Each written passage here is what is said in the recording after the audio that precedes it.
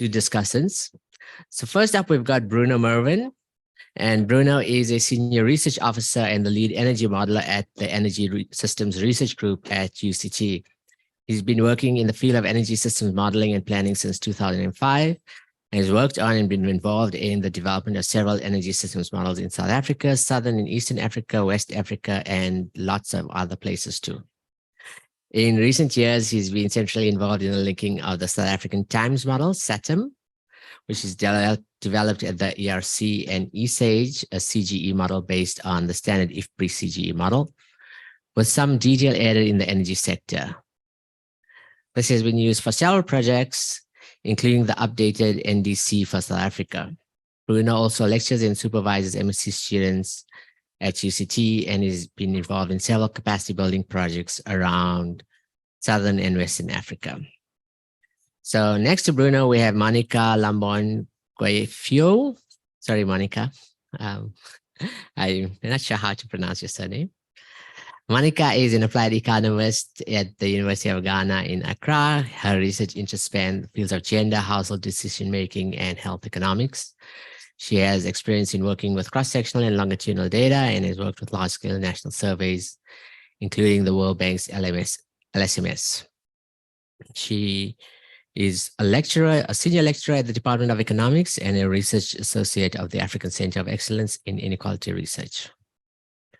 Moses, who's sitting at the end of the table, holds a PhD in economics from the University of Nairobi. His areas of research are health economics, inequality, fiscal space estimations, national transfer accounting, social determinants of health, and poverty. He has supervised many graduate students in the areas of health, inequality, and poverty, and is affiliated with the African Center of Excellence for Inequalities Research, the ARC, the National Transfer Accounts, and the Social Determinants of Health Network. Faaiqa Hartley, who's next to Moses, is a researcher at the African Center of Excellence for Inequalities Research at UCT. Her research is centered on developmental issues in Africa, primarily South Africa.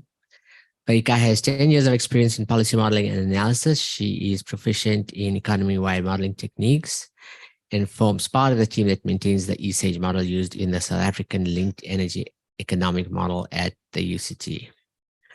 Her current research involves using the use of modeling techniques to understand and quantify the economic trade-offs and implications of energy, waste, and climate change policies in South Africa and Sub-Saharan Africa. Jann, who's in the middle of the five-person panel here, is the head of the research program of globalization and development at the German Institute for Global and Area Studies, GIGA, in Hamburg. As adjunct professor, he teaches development economics at the University of Göttingen. His work is on various facets of economic development in the global south, in particular in Africa, including on foreign investment in global value chain, employment, and labor markets, as well as issues related to energy, climate, and development. Okay, so we've got an expert panel with lots and lots of stuff to share. So we're looking forward to it. Thank you so much for being here. Panelists, I'm going to give each of you 10 minutes. At 8 minutes, I'll wave at you. At 10 minutes, I will interrupt you. Okay? Thanks. So first up, we have Bruno.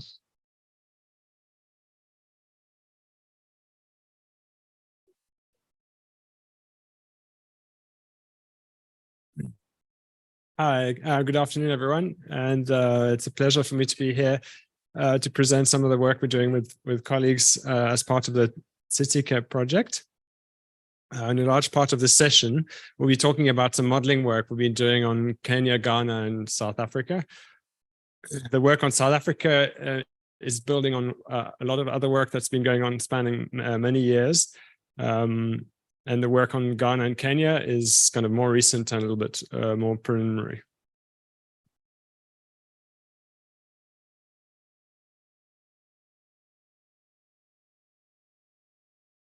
So as per the main theme of the symposium, we want to say something about what climate action could potentially do to income and inequality. And the lens that we're applying, that we're using, is a combination of economy-wide models. That's the lens that we're applying to try and answer that the kind of questions we have here on the slide. So in my presentation, I'll be mainly talking about the method. And then in the following presentations, we'll have presentation by Monica on Ghana, Moses on Kenya, and Faaiqa on South Africa. So based on our experience and what we found on literature is that if you want to try and do this at an economy-wide level, you can't do it with one of those models. You need to combine several models. Either one by itself wouldn't be adequate. So what we do is we combine an energy or power sector model, and then with a general equilibrium model, and finally a micro simulation model. And I'll be talking in my next few slides about each of the components.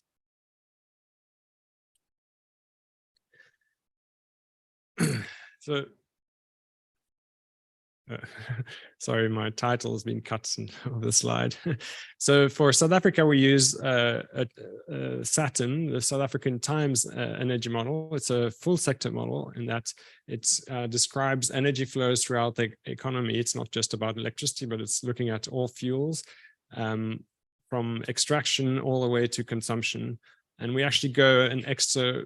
The picture that you have on the slide here is called a Sankey diagram, and it shows the energy flows, the point of kind of departure, and when they end up in kind of an idea of the volumes as well. So the thickness of the line is proportional to the volumes.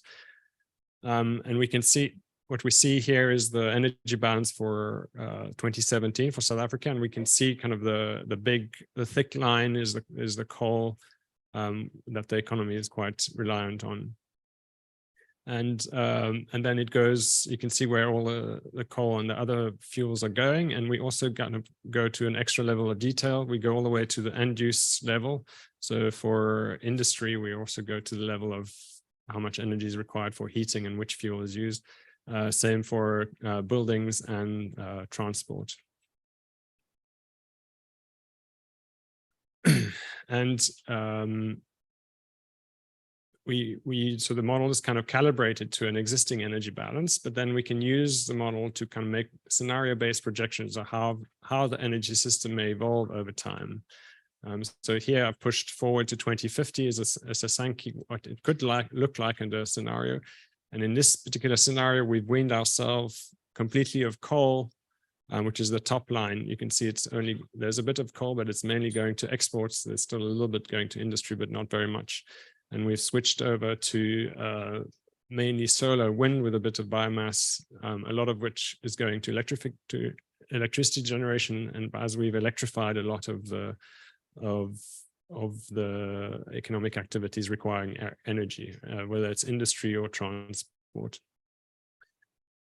And so kind of the energy model allows us to do this in a kind of systematic way. And then we can also get associated emissions. So this is kind of showing the alluvial diagram for South Africa. I think it's a 2017 GHG inventory. So we've linked the framework and it's calibrated to the 2017 GHG inventory. And in the same way that we can project the evolution of the energy flows through the economy, we can also get a detailed view of the emissions. And we've extended the framework but in a more simplistic way to also cover the IPPU, waste, and FRU sectors. So we have kind of a handle on the full inventory, which allows us to do work around the NDC, the full NDC on the mitigation side. But what this model is missing is that it needs a demand, an internally consistent demand for energy projected over the planning horizon. And this needs to come from somewhere. And then the other thing which this doesn't tell us about is anything about the impacts that we might of our mitigation action. We can see impacts on investment and the tariffs, but we can't see what it's doing to the overall economy or to income or inequality. So that's why we use the other models. For Kenya and Ghana, we're kind of a little bit we haven't got to the full extent of the full energy balance. We are covering the power sector. So we've got an RP type model for those who are familiar with the RP. So it's a capacity expansion planning model focused on the power sector. You give it exogenously an electricity demand projection, and it computes the least cost power plant mix over the planning horizon. For South Africa, we had the least cost energy mix, so power was one of the components, but we also had the technology mix for transport and industry. For here, we just got a mix of the power sector. And so we got the capacity expansion on an annual basis, and we've also got, which is important for power because it's expensive to store, we've got a sub-annual view of. So here it's showing on the left-hand side, it's the consumption, the production profiles for the technology mix we have in 2022, which is composed of hydro, gas, and oil-based, and how that meets the demand in 3 typical days for the 3 seasons that we're modeling, and how this could transform in 2040 when we have like a bigger system made up of then hydro, gas, batteries, solar, and wind.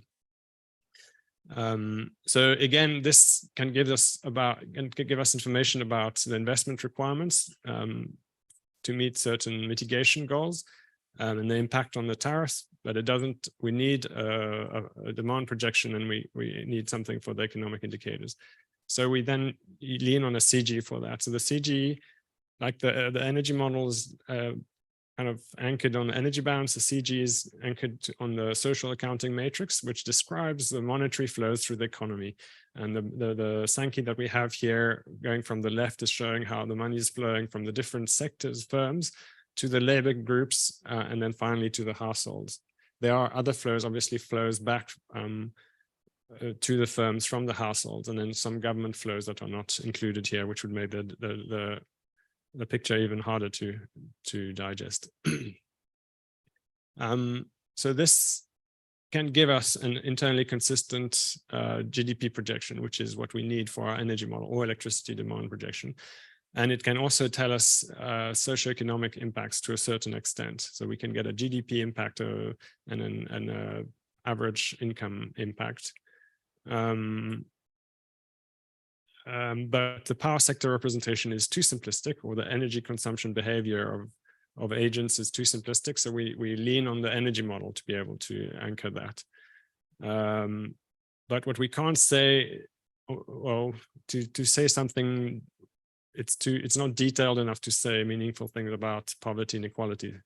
And hence we bring in the third, 2 minutes left, right? And so the micro simulation model leans on the CG, can tell us this detailed view, but it needs the boundary conditions, and the boundary conditions, we get it from the CG. So the CG is kind of giving us an aggregate view what consumption looks like, and we can get a more detailed view what happens to the households with this micro simulation model. And so we run the models mainly, we iterate the energy and economy model for South Africa. And once we've converged, we pass the information across to the micro simulation model. So in this case, we're passing what we're passing from the CG to the energy model is the sector growth and the household income.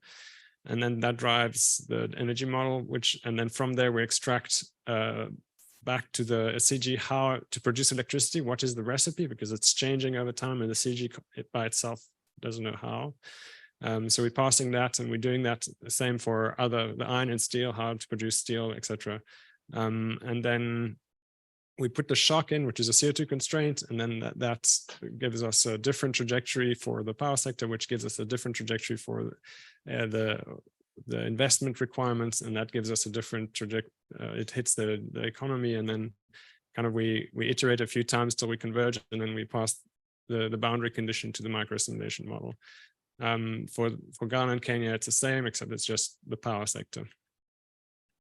So here's just kind of a quick slide on where the data is coming from, and you should find that in the paper. For Ghana and Kenya, we're using ARENA studies on the RE resource. And then that's a different data sources for where the CG is built from and the microsim is built from. And then we also have a list of references, which is not complete, but has a lot of it, at least the SATMG part of it. So that's my section, and Monica will take over the baton.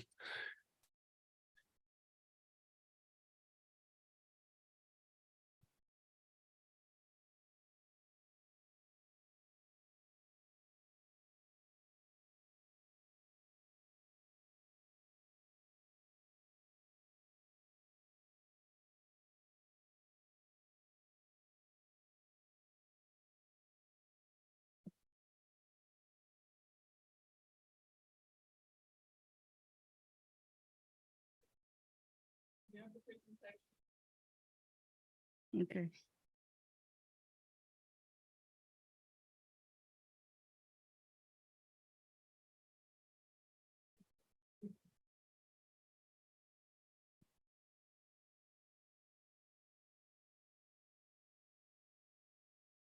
All right, thank you. Hello, everyone. I am pleased to present Ghana's paper that focuses on the distributive impacts of climate mitigation policies, particularly in the power sector. So in Ghana, the two main sectors drive total emissions, and these are the energy sector and then the agricultural sector. And within the energy sector, the transport subsector and the electricity generation subsectors are the main two subsectors that are driving the total emissions that we have within the energy sector.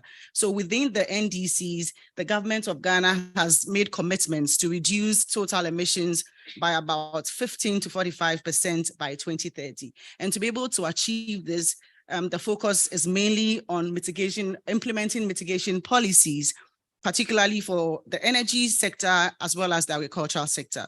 So within this framework, the main objective of this study is to be able to estimate the impacts of the climate mitigation policies that the government has committed to on the macroeconomy, as well as the distributive impacts, which is looking at poverty and inequality. And as Bruno just mentioned, for Ghana, we are focusing only on the power sector for now. So in this analysis, we focus on three different scenarios. So we start off with the reference case where it's business as usual. There's no mitigation strategies that are being implemented.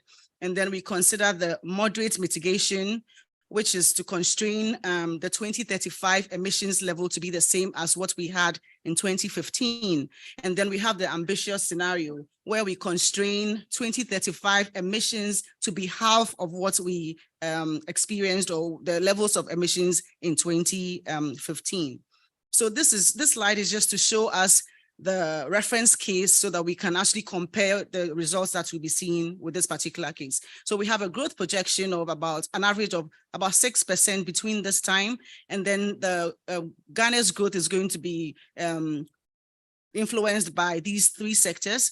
And then in terms of employment, we expect that this is going to expand over the period, with a lot of the employment coming in as low-skilled jobs, which are likely going to be created in the urban areas. And in terms of poverty and inequality, we expect that poverty would reduce from about 23% in 2015 to about 3.1% in 2040. In terms of the Gini inequality, we don't expect much to be changing within the time frame. So this slide is showing the other scenarios. So on the left-hand side, the first block is our reference case where we can see, so this slide is actually showing us the electricity production by the different plant types that we have. So we can actually see that over the two, or comparing the two scenarios, the moderate NDCs and then the ambitious scenarios, we see that over the period, we are going to be having electricity being dominated by solar and wind sources. And then on the right-hand side, we are showing the associated emissions. So on the right-hand side, we are showing that over the two or the three different scenarios, the moderate NDCs are going to be giving us fewer or less emissions, and as well as the ambitious cases. But as we can see, if we leave things as they are now, the reference case is going to be showing very high emissions. Now, given that we are moving towards more renewable resources as sources of our electricity, we want to be able to say something about the capacity of these different plants. So we can see that investment will be moving away from oil and gas in the reference scenario, and these will be replaced by new capacity investments that will be driven mainly in the solar sector, or for the production of solar power as well as wind. And because we would need batteries to be able to store the energy that will be produced, we would have to allow for investment in batteries. And so on the right-hand side, we are looking at the associated cumulative investments that will be required to be able to make this energy transitions in the different scenarios. So here we are showing the energy prices, and as you can see from the beginning, we expect that the energy prices would decline because we are making full use of the capacity, the different plant capacities. And we also expect that as new technologies come on board, the prices in terms of how costly and efficient they'll be would reduce. So that would translate into the lower energy prices. And then as time goes on, we see that the ambitious, in the ambitious scenarios and then the moderate cases, we see that prices will be going up a bit. And that is because as the energy demands increase, we expect to make more commitments in terms of additional investments that will be required to be able to meet these NDC's commitments that we've talked about. So now, what are the impacts of these mitigation strategies that we are adopting on the macroeconomy? So as we can see on the right-hand side, we are showing that for all the different scenarios, the 2030 is capturing the short-term impacts, and then the 2040 is capturing the long-term impacts. And we can see that in both cases, for the moderate scenario and then the ambitious scenarios, GDP is going to reduce. Why is GDP going to be reducing? GDP is going to be reducing because for us to make these investments, and we make the assumption that all the investments we are going to be making will be financed domestically. So that means that resources are going to be moved from non-energy sectors to the energy sector. So other industries like the agricultural sector, the manufacturing sectors are going to be affected because we are crowding them out of the financing space. So that would lead to these reductions in GDP. So in the short term, we expect that GDP is going to be reducing by about 1.5% to about 2.5% compared to the reference case. And then in the longer term, we are going to be having reductions in GDP ranging from 5% to about 8%. Now, we are also interested in learning about the particular sectors that will be most affected by these investments that we'll be making in terms of the mitigation strategies that we'll be adopting. And like this table is showing, the red and the orange parts are showing us like the hot spots in terms of the sectors that will be most affected. And we see that as the mining sector, is the manufacturing sector that are going to be impacted the most, because we are going to see these large declines in these areas. And then in terms of employment, again, on the right-hand side, we are showing, the bars are showing the declines in employment. And we see that it's going to be from about 87,000 compared to, in terms of the reductions in employment in the moderate case, so about 147,000 in the ambitious case in the short run. And in the long run, we expect to see even more impacts, larger impacts for employment. And again, the lower table is showing us the sectors that are going to be experiencing these large impacts in employment. And we are seeing that it's going to be in agriculture, it's going to be in manufacturing, and it's going to be in services. So these are the main areas that are going to be experiencing the large impacts in employment. Here, we want to be able to know exactly who is going to be losing their jobs. So the slide here on the right-hand side, the bars are showing that in the short term and in the long term, you still have the impacts being experienced the most in rural areas, and particularly it's people with less education who are going to be losing most of their jobs. And in the long run, we see that the impact is going to be experienced by people in the urban areas, particularly for those who also have very less education. We are also interested in the impacts on household income. So here we show that rural people in the rural areas are going to be the most hit right, compared to urban areas, and then in the short run. And in the long run, we see similar things, both for the moderate case and then the ambitious case. Rural households are going to be hit the most. Now here we are also interested in what types of households are going to be impacted in terms of the distribution. So for the rural and urban cases or households, we see that is the lower 3 quintiles, like that will be experiencing these large impacts in income. And now we talk about poverty and inequality. What is the impact of these mitigation strategies that we are hoping to adopt on poverty and inequality? And in the short run, we see that poverty levels would increase for both the moderate case and then the ambitious case, particularly for rural areas. These are the areas that will be experiencing the higher poverty levels. And in the long run, poverty levels will be experienced in the ambitious case, where the focus is more on the impact is most felt in urban areas, particularly when we look at the upper poverty line. So with poverty, we are looking at 2 types of poverty: the food poverty, which is the lower bound, and then the upper poverty line, which is the upper bound. When we look at inequality, we don't really see much of a difference. Nothing really happens significant. We don't note any significant impacts on inequality, both for the short run and the long run for the 2 scenarios. So what is the key message here? We are saying here that when we consider the mitigation strategies that the government has committed to, it is going to create some, it's going to have some impact on our economy in the short run as well as in the long run. So in the short run, we see that there are going to be some declines in GDP, particularly in the manufacturing and services sectors. And then incomes are going to be impacted. Rural workers in the rural areas are going to be feeling a lot of it. And then workers with low education are going to be impacted the most. We've seen the impacts on poverty in the short run is going to be focused more in the rural areas. But then in the longer run, we see the impacts being highest in the urban areas. So in conclusion, we just want to say that this is the first study that is looking at these impacts. The impact is focusing more on the mitigation in the power sector. And we are hoping that with this is like, we see this as a foundational study, which is to help us to do a lot of things in the future to better understand what the best mix or the best options can be to be able to minimize these impacts on poverty and inequality. So I'll leave this slide here to conclude. Thank you very much.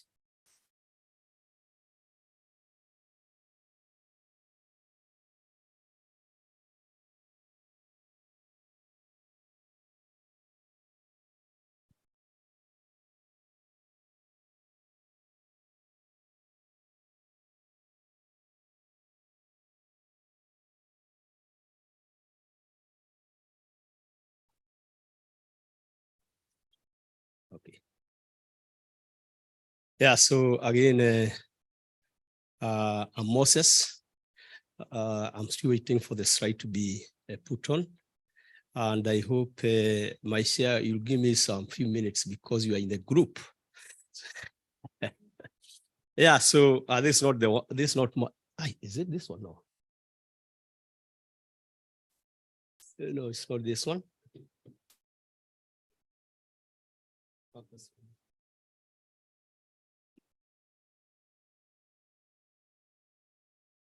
Yeah, I think before the slides are put on there, my work will be very easy because he has done the hardest task.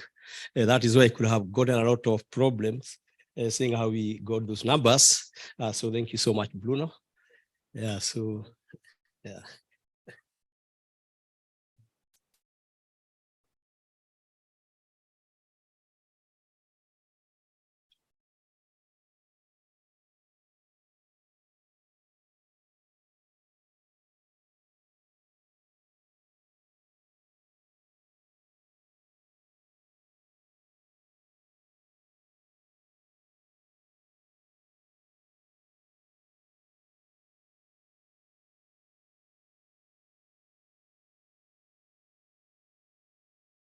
Yeah, there's it, there is.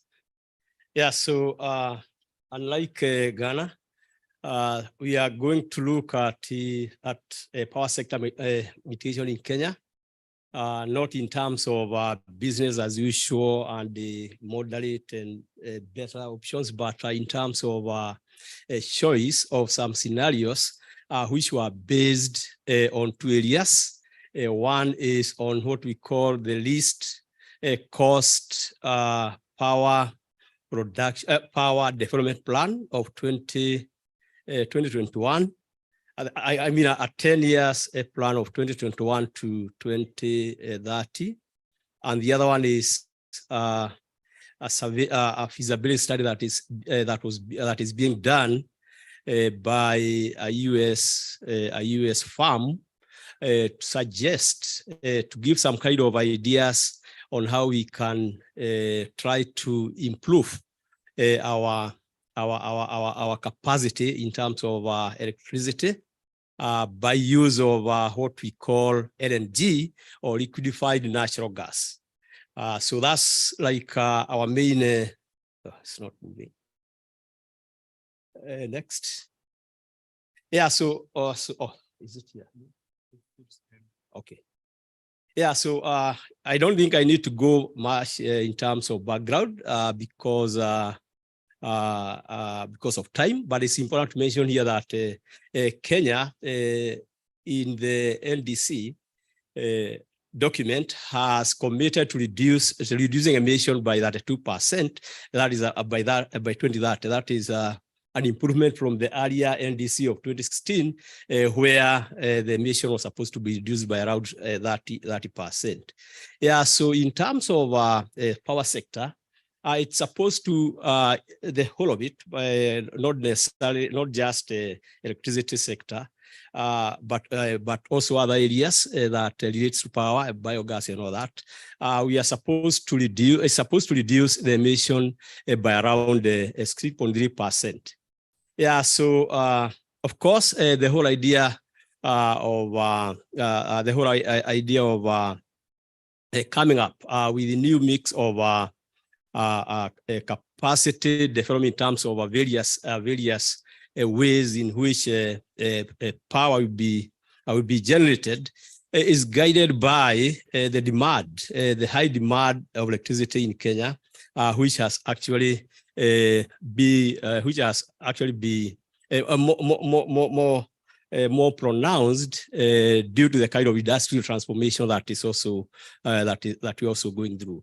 Yeah, so then we say that this research actually uses what we call the power economic model to assess the impact of mitigation on the economy, and especially on the household basis. Yeah, so in terms of how we want to go through this, we used the least cost power development plan to come up with some kind of scenarios that we want to simulate somehow and see how they can help us in identifying the effect of these innovations in the Kenya in the power sector in affecting, say, the inequalities and the poverty, because we are saying that we are linking the climate change action, which is through the power sector, and also under the inequality trades. Yeah, so in terms of the scenario, we have come up with these scenarios. The first scenario is what we are calling the big gas. Yeah, so the big gas is where we introduce the LNG, is what we call a liquefied natural gas, which is a terminal installed, which is supposed to be installed in 2028. And that's the one that already the feasibility study is being done to see the cost and to see the kind of to see how I mean the appropriateness of having it in the power sector in terms of again introducing more megawatts into the economy. So then we have the big gas plus mitigation, where you are saying that once we have introduced the big gas, once you have installed that, then we also have another scenario where we now constrain it on some level of mitigation, where we want to reduce mitigation by, where we want to reduce emission by a certain amount per annum all the way to 2025. Then we have another scenario that we are calling flex gas, which actually implies that we have small gases, not like the LNG, but which we don't constrain it on the mitigation, but we allow it to assume that it's going to reduce what we are calling the emission or by 1 metric ton per annum. Or that's what we are calling the kind of, we introduce the flex gas through floating storage regasification unit. Those are power terms that perhaps I'm not very familiar with. Anyway, yeah. So we want to see when we introduce this option, these scenarios, how do they affect? For example, the inequality. How do they affect the poverty? How do they affect unemployment issue in the country? Yeah, so we are going to do this on a platform of the current or business as usual economic projection. We are assuming that our economy is growing at 5.2% annually, and the structure of the economy is not changing as much. So we are still having the agriculture contributing a small fraction of the GDP. We have larger manufacturing and services contributing a huge amount to some extent, and also we are assuming that our population growth remains at around 2.5, and which actually in terms of the rural, it is at 1.2%, and in the urban at 3.9. And then we're also assuming that our poverty level will decrease by that 1%, and the Gini coefficient will reach somewhere like 0.4. From 0.8. So that's the kind of background that you want to predict this kind of scenarios. Yeah. So in terms of our results, then we are saying we are able to see that when you use the big gas vis-a-vis big gas plus mitigation and flex gas. We realize that the big gas alone, which we are saying they have the LNG, appear not to, of course, does not appear to reduce our emission as compared to our big gas plus mitigation. So big gas plus mitigation reduces emission. Also, the flex gas also reduces our emission there. But what you're able to note there is that the big gas itself tends to be more or less a plateau because we have constrained it to reducing our emission by no, we have not constrained it to reducing the emission. We are saying that then we are not like adding some more renewable resources to affect to just like the way you talk about big gas plus mitigation, which is 2 minutes.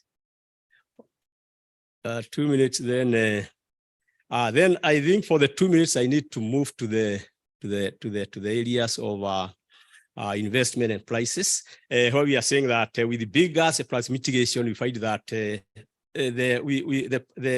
investment is very expensive compared to big gas alone. But when you come to the prices of electricity, we again find that the big gas plus mitigation is higher compared to the others. So in terms of our impact on mitigation with big gas on economy, we see that the total GDP will tend to decrease vis-a-vis with the big gas plus mitigation relative to big gas alone. And also when it comes to the impact of big gas on household, we also note that unlike Ghana, where rural households were going to suffer more in terms of poverty increases larger in urban areas than in the rural areas. And we are also able to see that big gas plus mitigation causes income to go down, as also especially more in the rural areas than urban areas. And also in terms of expenditure, we also note that big gas causes expenditure to go down especially for rural areas and also for the urban areas.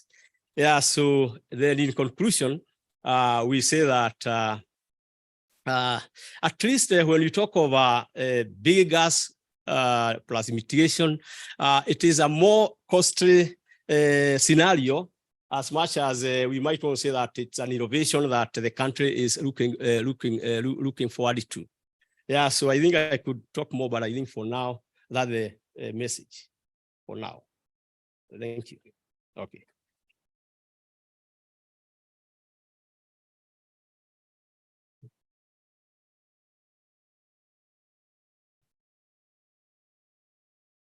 Cool. Good afternoon, everybody. So I'm going to be presenting on the results for South Africa. So maybe I'll just speak to my first slides along while I'm waiting for the PowerPoint.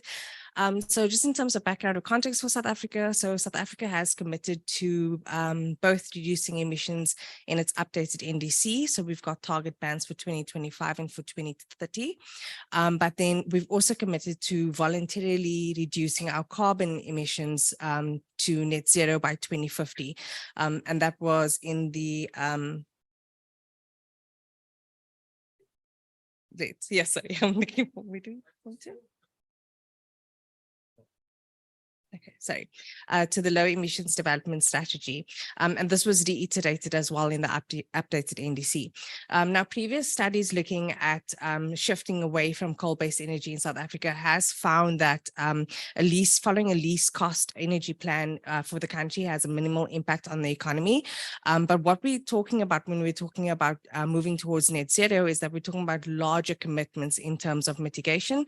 And that means larger changes in the economy and also mitigation in harder to abate sectors. So Bruno mentioned before that for the case of South Africa, we are building on previous work. So we are considering two net zero emission scenarios. So we're looking at a 9 gigaton and 8 gigaton cumulative emissions cap for the country. And we impose this cap on the economy and allow the energy model to find the least cost way to meet demand. We compare our 9 gigaton and 8 gigaton scenarios to a counterfactual scenario, so which we call a reference case. In our counterfactual scenario, we don't have any emissions constraint imposed in the model, but we do allow that least cost planning takes place. One of the key assumptions that we have made in the work that's being presented here is that we are assuming that all the funding needed for mitigation comes from domestic resources, but we know that from the updated NDC as well as from the JET IP that we do need a significant amount of foreign investment in order for us to achieve these levels of mitigation. And so this is something that we're currently analyzing and which will be included in the final paper. So the graph on the right just shows you the difference in cumulative emissions for the three different scenarios. So in the 9 gigaton scenario, total emissions are 28% lower, and in the 8 gigaton scenario, they 8% lower than in the 9 gigaton scenario. So this slide is just showing you or contextualizing what our reference case looks like. So we've got a moderate growth rate of about 2.3% per annum from 2020 to 2040, and growth is primarily still prioritizing the services sector. So that's the largest sector in the economy. We do have increases in employment over the period, along with rising real household incomes and decreases in poverty and inequality. And despite this sort of growing economy, we find that our emissions decrease in the reference case over time. And that's largely due to the energy sector, where we see a decrease in energy sector emissions by 30% by 2040. So where does this decline in emissions come from? In a least cost optimized case, this comes from cheaper renewables replacing our aging coal infrastructure. What we have in the reference case is that wind and solar account for 54% of total power generation by 2040, and the share of coal decreases to 43% from 84% in 2019. So looking at the results of our 9 and 8 gigaton scenarios, so when we're imposing caps on emissions in the economy, most of that decrease in emissions is being met by the power sector, which you can see in the darker shaded gray bar. So you can see that, the graph on the right is showing the change in energy and industrial process emissions relative to the reference case. But we also see significant declines in petroleum, manufacturing, construction, and also transport emissions. And then also in terms of industrial process emissions, we see the largest decreases coming from the metals and transport sectors. In terms of what is contributing to these declines in emissions, so it's a combination of shifts in technology. So just like what we had in the power sector, where we're moving away from coal towards solar and wind. In our transport sector, we're also moving towards electricity and hydrogen and away from traditional internal combustion engines. So this is just showing you a picture of how the power generation changes in the power sector relative to the reference case. So less coal and gas and more wind and solar. And then we've also got the building of batteries for storage. So in order for us to achieve this type of mitigation within the power sector, we do need more investment in the power sector.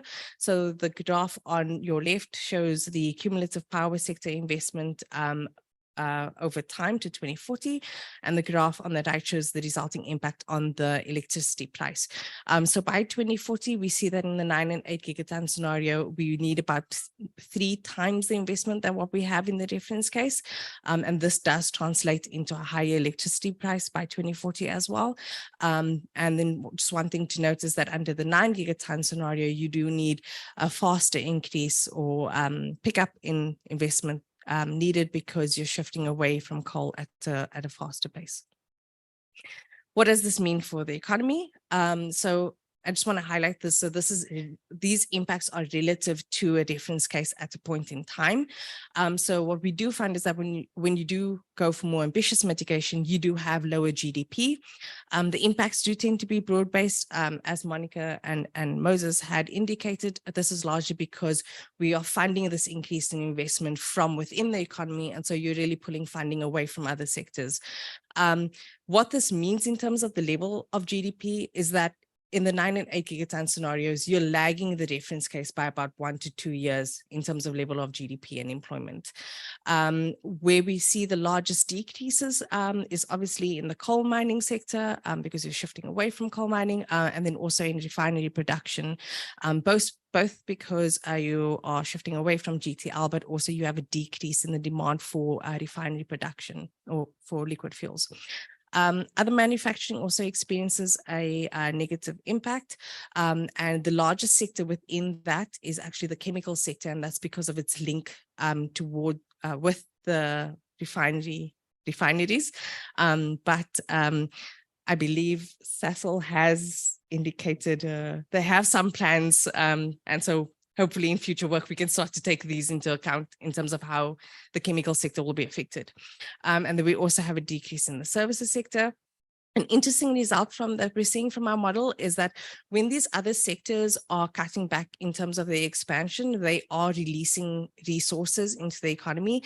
And so these are flowing into sectors that are relatively more productive or more profitable under mitigation. So we do see a smaller impact or even a positive impact in the agricultural sector and food processing sectors. Within mining, we see metal ores mining performing better relative to other sectors. And then also within other manufacturing, we see non-ferrous metals and transport equipment doing relatively well. And so the bottom of my slide seems to be cut off, but basically these sectors either have relatively inelastic domestic demand or they are key exporters. And so because we're not assuming any decrease in global demand for our goods, we see those sectors performing. So in line with GDP employment, we also see lower levels of employment. Again, these are impacts by 2040. So we have had an expansion in employment in our reference case. And so these numbers do appear to be a little bit on the large side, but just to bear that in mind. I mean, in terms of percentage changes, this is about a 4 or 5% lower level of employment relative to the reference case. In terms of the, so we do see employment increases in agriculture and food manufacturing, again, tied to what we're seeing in terms of production. And then also we have, we do see higher employment in power generation. In terms of different types of labor that we have in the model, so we do see the largest decreases happening for middle and secondary educated labor groups, and smallest decreases in our lower levels of educated groups, largely because of what's happening with agriculture. We do find that there's a decrease in real household income and real household consumption relative to a reference case. What we see, however, is that the decreases are larger in higher income households relative to lower income households. And this is really because of where the returns of resources go. So in South Africa, most of the capital and high skilled labor tends to go to higher income households along with enterprise incomes. And so because those factors of production receive lower income because of the impacts on the economy, we see that those households get more negatively impacted than what our lower income households are impacted. So what this means in terms of poverty, so under more ambitious mitigation, we do see a decrease in the we see a slowdown in the decrease of poverty reduction. So relative to the reference case, we have higher levels of poverty under the 9 gigaton and 8 gigaton scenarios. Just a couple of things that I want to conclude with is one, if you're looking at the costs of more ambitious mitigation, we're looking at a 1 to 2 year lag relative to a reference case where we don't try to meet a net zero target. Like I said, although higher income households are more negatively affected, we do see that there's a rise in poverty. So we do need to have supportive measures to protect lower income households. As with any analysis, there are always limitations to the study. So for example, we're not including the external benefits associated with lower mitigation, such as health. We're also not, for example, taking into account any sort of complementary policies that might go hand in hand with a more ambitious mitigation goal. And then the final point that I want to make is that when we're thinking about the cost of moving towards net zero, we also need to think about what are the other alternative futures that we could be faced. So if we don't reduce our emissions further, what are the costs of inaction for facing carbon border adjustment mechanisms, or even just purely of loss of market share as other countries choose to import from other countries? And then also, what are the new opportunities that we could be looking at when we're thinking about how this lower carbon economy would look like? Thanks.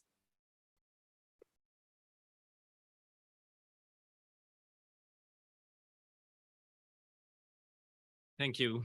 And thanks for having me. Ready for yet another presentation, PowerPoint by an economist. Yes, a modeling session right after lunch. That's what you waited for all day. Well, anyway, I'll try my best. We have my slides. I have a PowerPoint, sorry for that. But I want to look into the empirical complexities behind a very simple narrative that is important for what we are talking about, that is the just transition. And that simple narrative is that because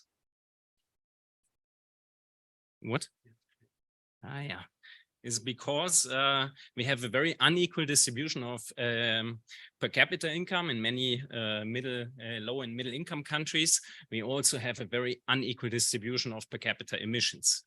And that's why taxing fuel consumption by the rich may mean achieving a just transition. At least it's part of the story. Right, so it's one important mitigation policy that should be progressive. That is, it should put a higher burden on the rich than on the poor. This has been studied in quite a few studies out there, and it's true on average. But what I will try to convince you in this presentation is that the implications of carbon pricing, or generally of increasing energy price, which could also be due to the transition, as we have heard here, in the energy systems, are more complex than one would often assume. So it's important to look beyond averages and questioning simple assumptions here. And that is important if we want to really enable a just transition towards low carbon economies. What I will do is I will pick on some results of two studies that are part of a project that is described down here and with a lot of co-authors that you can see. One is a bit similar to what you have seen. It's an ex-ante modeling exercise of carbon pricing in Ghana, Nigeria, and Uganda. So it's also comparative. And we simulate the impacts of a $40 per ton CO2 carbon tax, right? So that's often considered the minimum carbon price level to be needed internationally. It's a similar methodology. So here it's an environmentally extended multi-regional input-output table, similar to what Bruno has shown you.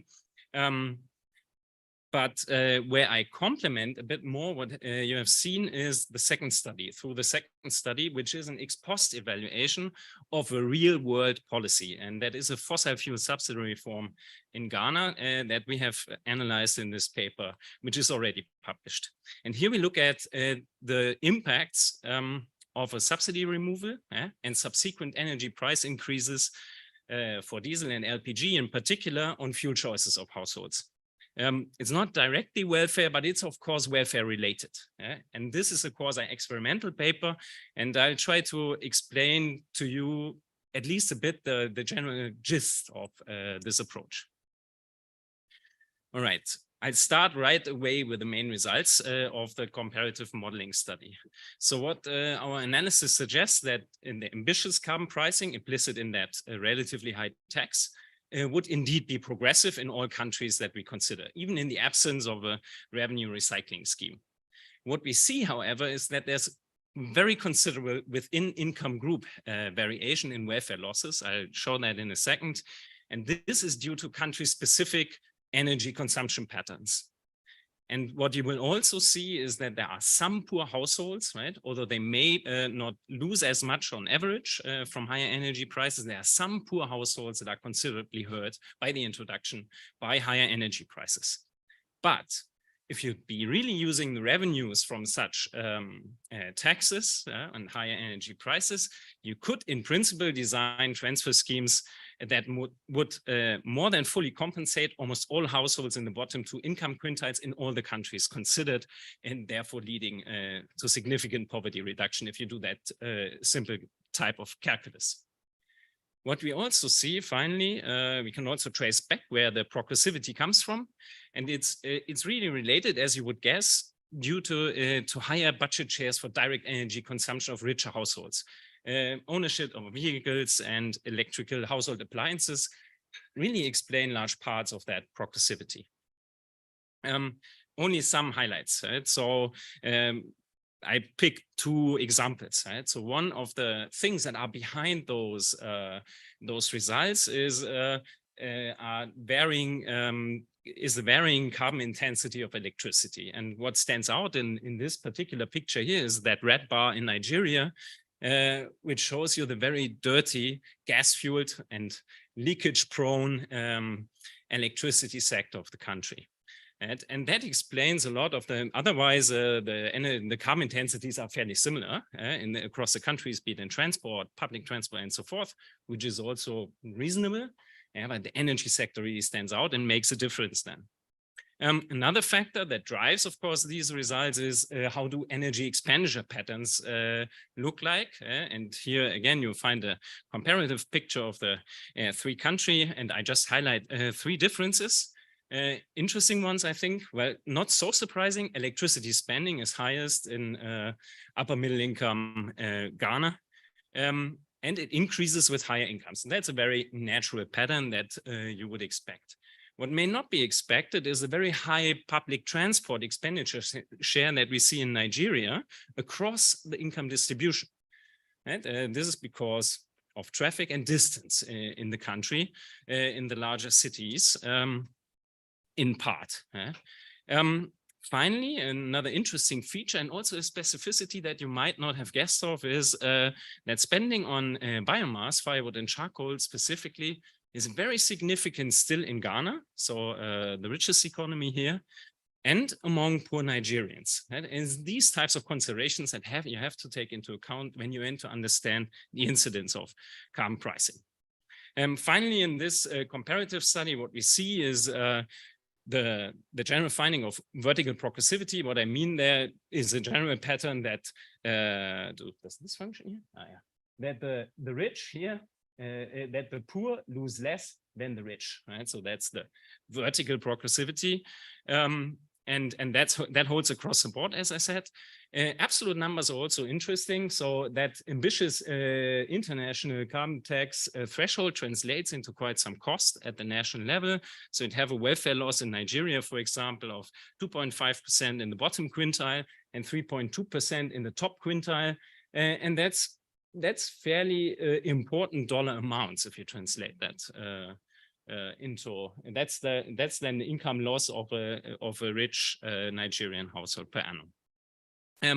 The final point is the substantial variation that you can, so for example, see if you look at the spread here of the welfare effects within income groups. That was what I was alluding to earlier. And it's not necessarily what you might expect. You can see that this holds for example, for urban poor households in Nigeria, a huge spread means that the welfare effects are very different within that income group. It really depends on the specific factors that you're looking.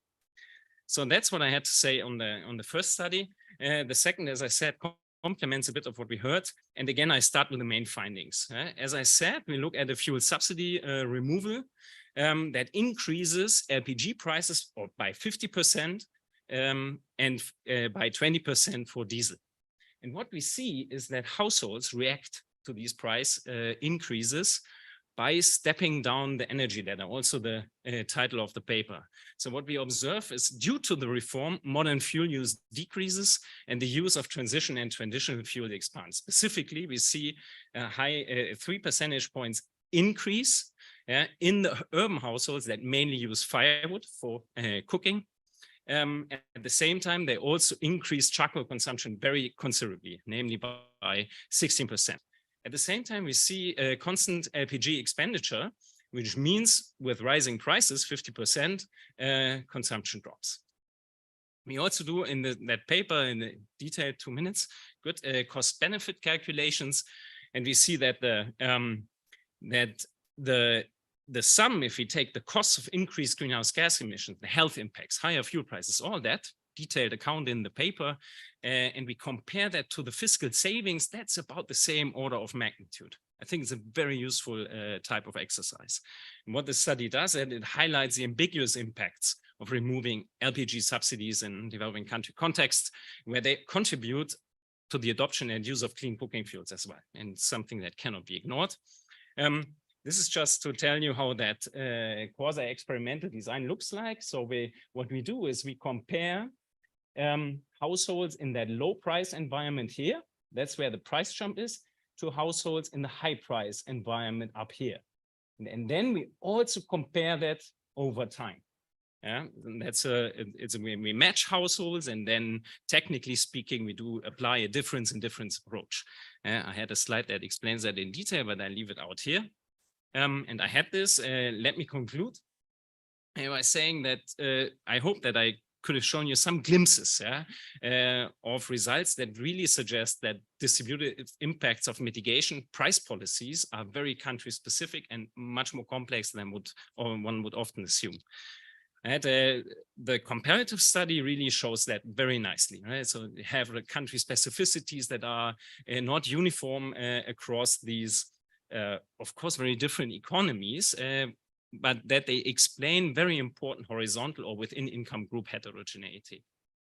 And finally, on the Ghana study, I think shows that we cannot ignore behavior, right? And contrary maybe to conventional wisdom, the LPG subsidy removal in this case, in some, was rather socially damaging. So since behavioral responses mattered and LPG subsidies could be probably justified. Right, so all the studies together illustrate that mitigation policies should be accompanied by substantial compensation schemes and measures to prevent the disadoption of modern fuels. Right, and I think a full evaluation of the net effects of reforms, of the net welfare effects of reforms, is what is required, and we do too little of that. Leave it here. Thank you.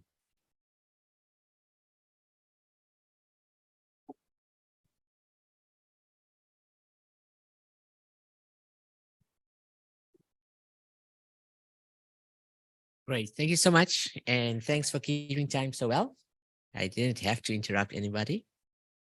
So we've got two discussants, Harold and Tara.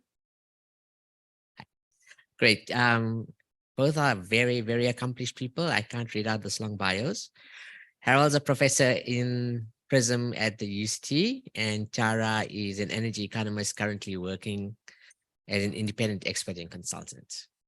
So Harold, 5 minutes. Tara, you'll get 5 minutes. Yep.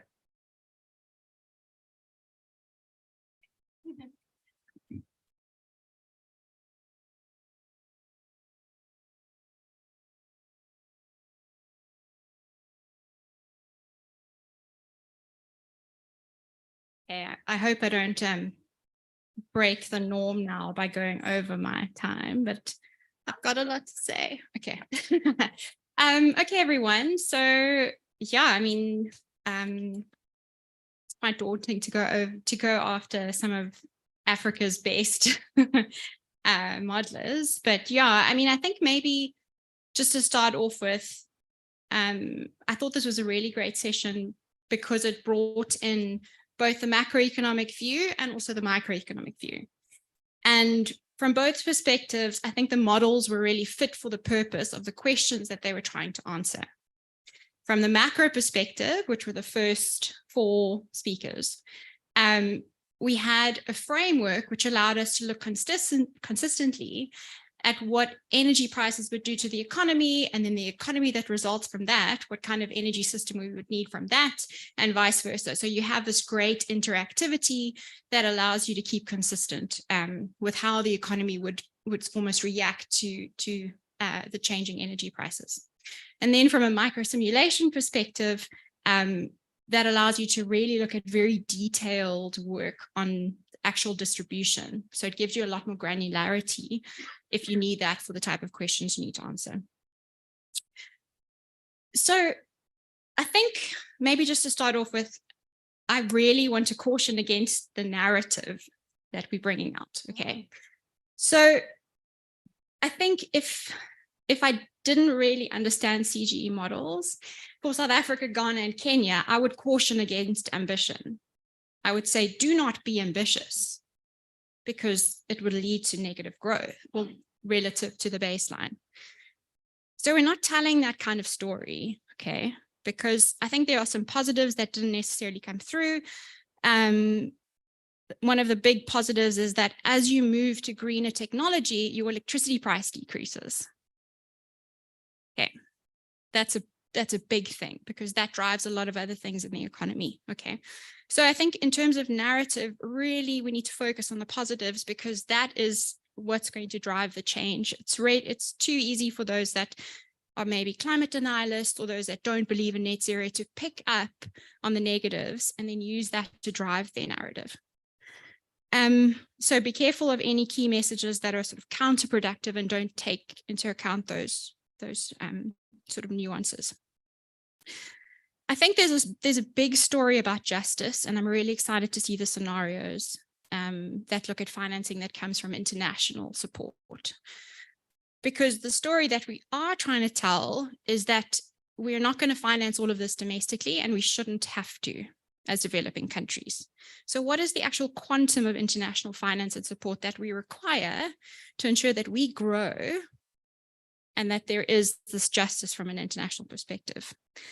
The second point is around the counterfactual. So what is the counterfactual? And it's, I think, something that's been debated over and over and over, the use of the business as usual scenario, okay?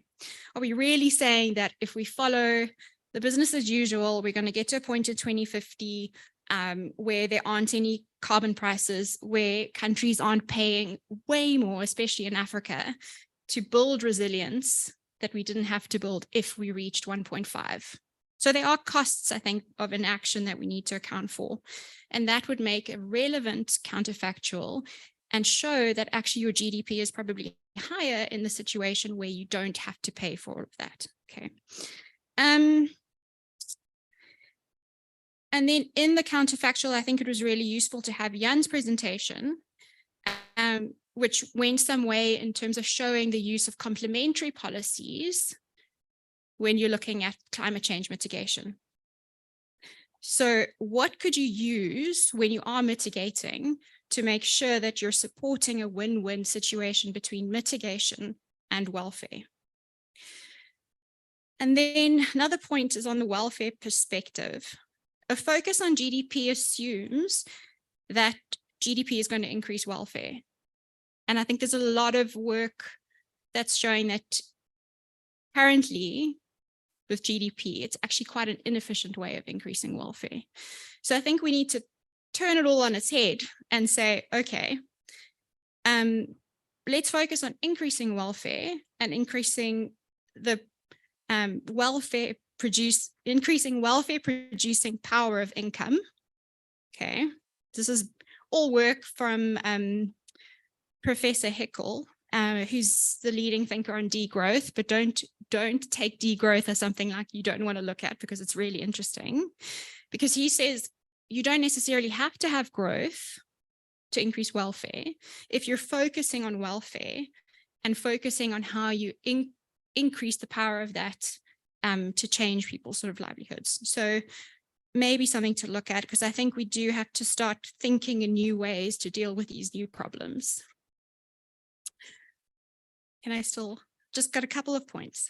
Okay, so just like model specific comments. I think recent work is showing that there's a decrease in cost of capital that's quite like unprecedented for green tech and green sectors. So I was really interested in understanding what kind of cost of capital you were using. And there's Professor Frank Hauser, who had this really interesting example about post horses. So if we were looking sort of a century ago at how they shared information, they shared it through horses taking a post to different houses, etc. Okay, so that's the information sharing.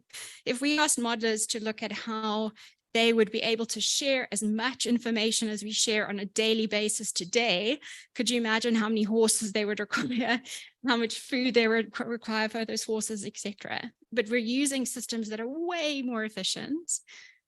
And how do we account for that in our modeling when we're thinking long-term to 2050? So I think cost of capital could be something interesting to work with.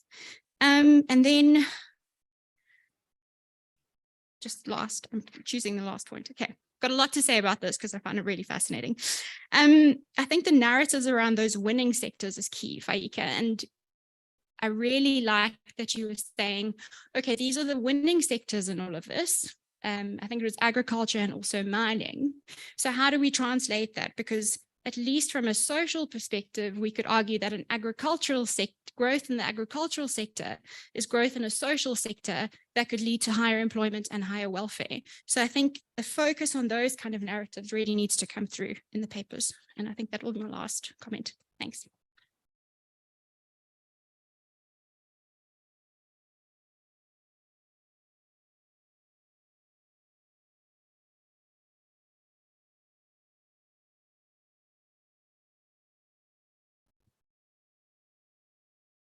Yeah, so thank you, Vimal. Thanks to all the presenters. Really a great set of presentations. Really enjoyed those. And my comments will partly go to what some of you said, but also quite a bit on what else I find interesting. So apologies for that up front. And one geeky point up top, quite a lot of my interest is in net zero emissions, but please always say whether you mean CO2 or greenhouse gases. It's just really important. Otherwise you get certain commissioners on your back amongst other problems that you will face.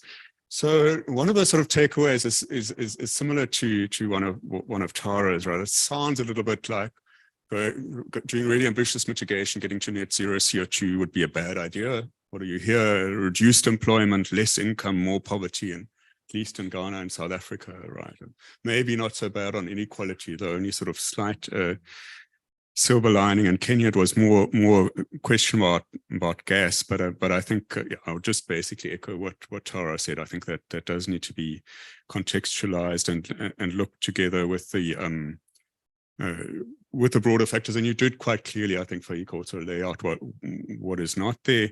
I'd also be interested in some sort of decomposition analysis. I know the South African case the best, but so how much of those shifts is due to mitigation? How much is to slower growth? I think at one point you also mentioned to our anemic growth, or about assumptions where the investments come from. So you explicitly excluded the jet piece. So if there is such a thing as a free lunch, how much of, what would that look like? What would the distributional consequences of that be like? And yeah, there's that I think that would explain a lot more. Then also, I'm aware this is very much about the distributional impacts of mitigation, but so we're talking about mitigation, not adaptation, but in the end, again, Faaiqa, some of the things that you said we're not looking at here, and you refer to the cost, well, the big issue there is really that, the costs of it, ultimately, those costs of inactions will be through impacts, adaptation, and the costs of adaptation, and indeed loss and damage, and those will be paid mostly by poorer communities across the world, right? And not necessarily monetary terms, but in some cases, even with their lives, or a third of a country like Pakistan being flooded. So we are excluding a lot, and we know that. But the question here indeed is, what are the socioeconomic implications of mitigation? And one of the things, and we've had these discussions many years, but I still think it's becoming even more relevant. What if we turn it around? And I'm kind of looking at, where's Vimal, right? And some of the economists and economic modelers, right?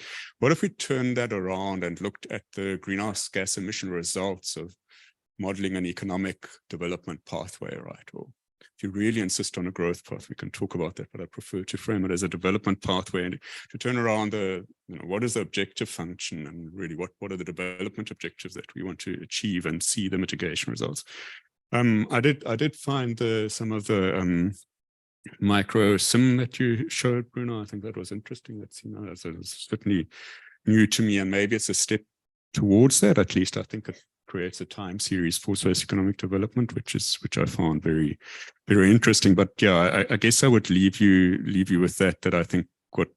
I mean, there's significant, new studies in Ghana and in the South African case, significant methodological innovation. But I think the big question to me is really, how do we model inclusive employment development pathway, and then think about what the implications of that are for emissions. And I think that would help us say a lot more. But thank you again very much.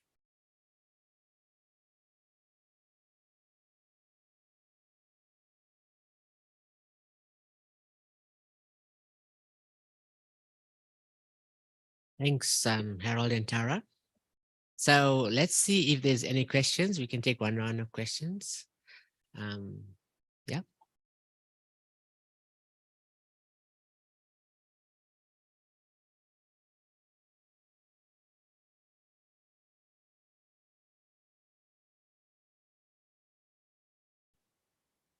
Hello, thanks. Hi, thanks for the presentation. So I will kind of make my comment from like an NGO or even member of the public kind of perspective, because I agree. I mean, I think the question of narrative is a big one.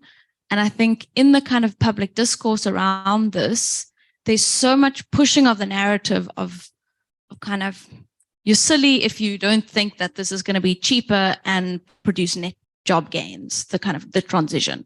There are particular stats that are consistently used about net job gains in this process, and there's consistent rhetoric about renewables are cheaper.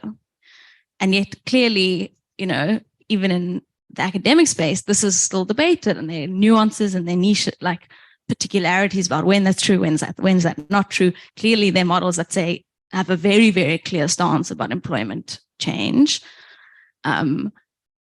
And I mean, similarly for kind of cost of electricity, I think in Faaiqa's paper, or presentation, again, an assumption of a higher electricity price.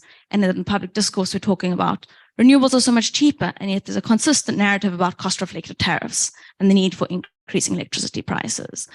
So I don't know if it's so much a question, but kind of an acknowledgement that there's a huge amount of uncertainty that this permeates into the public space, but that also needs to be acknowledged and then adequately addressed. So it's not only about saying, oh, this is all positive and we should kind of reframe the narrative in a really positive way, but recognize in the public space that even the evidence is inconsistent and unclear, and that you really then need to grapple with the social protection issues and the like really concerted efforts around employment and kind of have super frank conversations about that.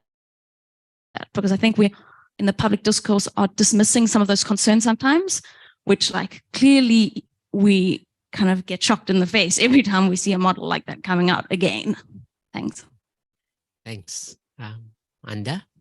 Thanks. So this is going to be the comment of a repented CG modeler.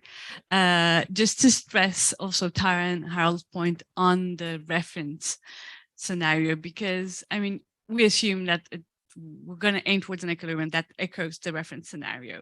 And it also means that we assume that the current situation is sustainable and is what, and this is not realistic. So I don't know how, but I think this is something that needs to be slowly integrated into the models to show that the reference scenario that we are using and that actually then shows this decrease in jobs is not necessarily the good scenario. And I just had a question for Jann, because I really like your point and all the studies that show how you should recycle the revenues to implement social protection systems, etc.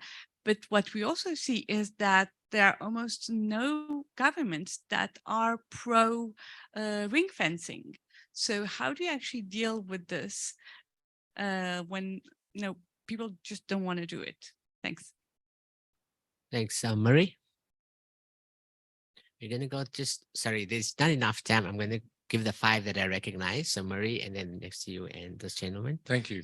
Sorry, I have to go. So I just wanted to link back, one of the wins from Jann's work is that the consumption patterns are so crucial.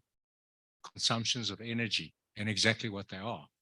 And I didn't get the sense from the CGE work that the feedbacks from the consumption side are as strongly developed or as developed enough. Maybe they are, or maybe they're not. It's just to give real credence to that point about the fact that they make all the difference in a sense as to who bears the costs of all of these things. And then I think also you put on the table compensation as a sort of a principle, as a least distortionary, if you like, if you want to be a horrendous economist like me, so the mine workers in Mpumalanga are we going to make them a sticking point for the whole just transition discussion, or are we going to have a very focused discussion on appropriate compensation mechanisms for that job loss, like any other job loss in the economy? I thought those were 2 excellent points. Thanks. Thank you very much. My question is to Jann. That's an interesting study on the second paper on Ghana. And I have one question and then one comment on the policy effects there. So I'm interested in knowing which fuel subsidy removal you're referencing here. Is it the 2015 deregulation type, or which fuel? I believe you didn't have time to go into those details, but it helps me to appreciate your responses better. Your findings better. And then, so you did find that people reduce usage of, say, LPG because of the fuel subsidy, and then you recommend some kind of targeted subsidies to promote the use of LPG amongst those people. But the reason for these fuel subsidies that has been argued by the government is fiscal stability. So how do you then bring back the issue of fiscal stability when whether you're targeting or not, you still have a large mass of people who are using firewood or biomass, and then you want to subsidize them? So how do you put all of that together? But I'm more interested in which fuel subsidy you are referencing in your work. Thank you. Thanks. The last question is from the gentleman here in front. And panelists, if you could prepare 2 minutes as a response. Well, you've got a lot of questions. You can get 4 minutes. Yeah, so I think mine is a reflection, and I think I found it extremely interesting. I'm looking at the assumptions, some of them, I think it was Monica who started, and then I think it was repeated by another gentleman around where is the financing going to come from. And I think largely we're saying it's going to come from our taxes or national collection. And I thought that assumption was actually very correct, because I think we've come a long way in terms of climate finance, where we can do different models, be it, for example, around adaptation and say this is how much we need, but that money doesn't come. And I think when you look at the NDC's commitments between conditional and unconditional, most countries will actually testify that the monies that have benchmarked their activities on conditional support, it hasn't come. So in the end of the day, I feel like your assumptions are very correct. And my worry is, look at the areas that are losing. It's agriculture, which are actually the backbone of our economies. So in the end of the day, I kind of echo what my sister there is saying, that I think we need to be extremely careful. And I'm just thinking it would have been very good if we also saw other countries that have progressed on just transition, and what are some of the lessons practical on the ground, what is happening. Otherwise, I'm really worried. I'm from Malawi, and I look at this conversation, I feel like in the end of the day, we will not catch up in terms of development, and that's a main worry. And I also participate in response measures in negotiations, and this is one of the things that we discuss. How do we catch up in development? Because this thing is actually in many ways going to derail us, and I think that's a real concern. You might want to address it. Thank you. I'm going to close the questions now. Let's start with Bruno. Bruno? And then we can just go. Yeah, thanks, discussants, for the responses, and the questions as well are great. I mean, yeah, totally agree on the narrative, but that's where we're at the moment in our work. I mean, we've started doing some preliminary work on the CBAM, but it's quite hard to do, and but I mean, we're doing it, so watch out for the next iteration. But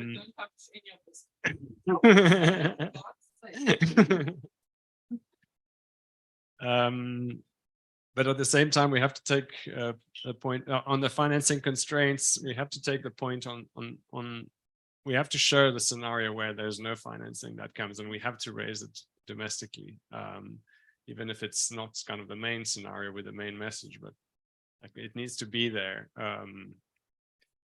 On the cost of capital, so that the cost of capital will affect the price, but not so much the investment that's required. But it might come more easily if it's lower. It's a tricky one. Yeah, I mean, that's the responses that I have, but I'm sure the others will have more. Thank you very much to our discussants, and also to the participants for the comments and the questions. I would also like to agree with the comments from the discussants, and from what we've also heard here, that it's important for us to present a more balanced story.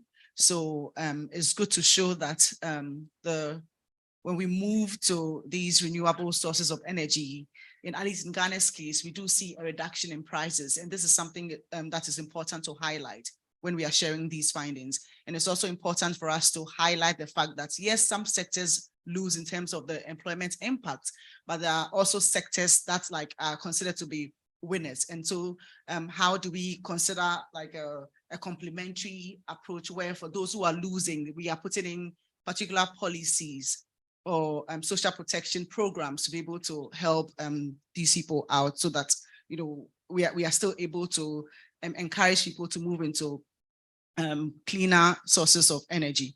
The question that has been raised about financing is very important. And like we said in our presentation, at least for Ghana's case, we are still experimenting with this. This is, like I mentioned earlier, it's a foundational study. There's a lot of things that we can do. We are considering different scenarios where you have a 50-50 case, 50% domestic financing and 50%, let's say, foreign financing. And even you can even consider cases where you have 70-30, which ones are the best options to consider. These are all things that we are experimenting with. So yes, we've started telling the story, but the story is not complete because we haven't done a lot of the empirical work to be able to show the evidence that, you know, these are the actual impacts when you consider the whole story more holistically. So we are still on the learning path, and we are hoping that we'll be able to share more with policymakers and with NGOs to be able to facilitate your advocacy work when it comes to transitioning to cleaner energies. Thank you. You want to, or should I? Just to keep continuity, do you mind? Okay. Thank you to everybody for the questions and the comments. And I found them very useful. And like Monica was saying, this for us, this is still work in progress. We haven't published any papers yet, and we're still busy finishing off those papers. So the comments that we're getting is very useful for us in terms of thinking how we frame the message that we want to bring across. The one thing I just wanted to say is that I don't think the evidence is unclear. I think that what we were showing, it really depends on the context in which you're talking. So if you're talking about how the energy system is changing over time between now and where we are in 2050, that is our reference case. And we're showing that when you do choose a least cost path, you're not only reducing emissions, but your electricity price is also going down. So that is shown. And I think that maybe we need to emphasize a bit more that reference case in terms of what it is or what that pathway looks like, just to bring across the message that renewables is not burdening the economy in that case. I very much take on point the need to start rethinking about what that reference case looks like. So it really depends on who your audience is, right? So when you show a reference case that has carbon border tax adjustments in it, you're going to be nailed, because why are you only looking at negatives and you're not thinking about, you know, like the reference case kind of scenario. So I think maybe the approach that we should try to start thinking about is building it up in terms of layers and then comparing them at different points. And so that way we are giving a balanced argument for the impacts that we are seeing. I think the idea of cost of capital would be a really interesting one to look at in the economic model, just in terms of when we're thinking about not necessarily energy capital, but other capital that sectors are going to be facing and how those costs are changing. And then the last comment or response was just to Maria in terms of the consumption patterns. So there is detailed information on the consumption patterns, and our poverty calculations are based on changes in income, but also changes in prices. So we're looking at households' real consumption, and what we did not do was to very much show how those change, but we can do so in the paper. Thanks. Okay, thank you so much. I think for me is to also agree with my colleagues that the comments given by the discussants make a lot of sense. Yeah, so perhaps for Kenya, the issue here is that we already have a least cost power development plan, which perhaps to me this kind of an estimation would be very useful to policymakers just to have an idea of what could be the impact of the kind of option that they actually want to undertake, so that they can work from some kind of informed decision when they are also doing the kind of feasibility studies that they are doing. Yeah, so I do agree that yes, we should consider on the positivity, yes, but again, we don't want to hide ourselves in terms of saying the truth. Of course, in terms of positivity is there, because in case in our flex gas model, we are we are realizing that we have a gain both in terms of emission and also in terms of reduce the cost. So I think these are is a take and what and lose of something. So I think for me it's an important area, especially for this development plan that we have in Kenya for the power sector. So it has some utility in terms of informing policy and also the direction. So thank you so much. Thanks a lot. Thanks a lot. I think that has been a very useful discussion that we're having, and I cannot agree more that the narratives that you both discussants were alluding to are indeed very important, right? And I think we as researchers also have the duty to acknowledge that.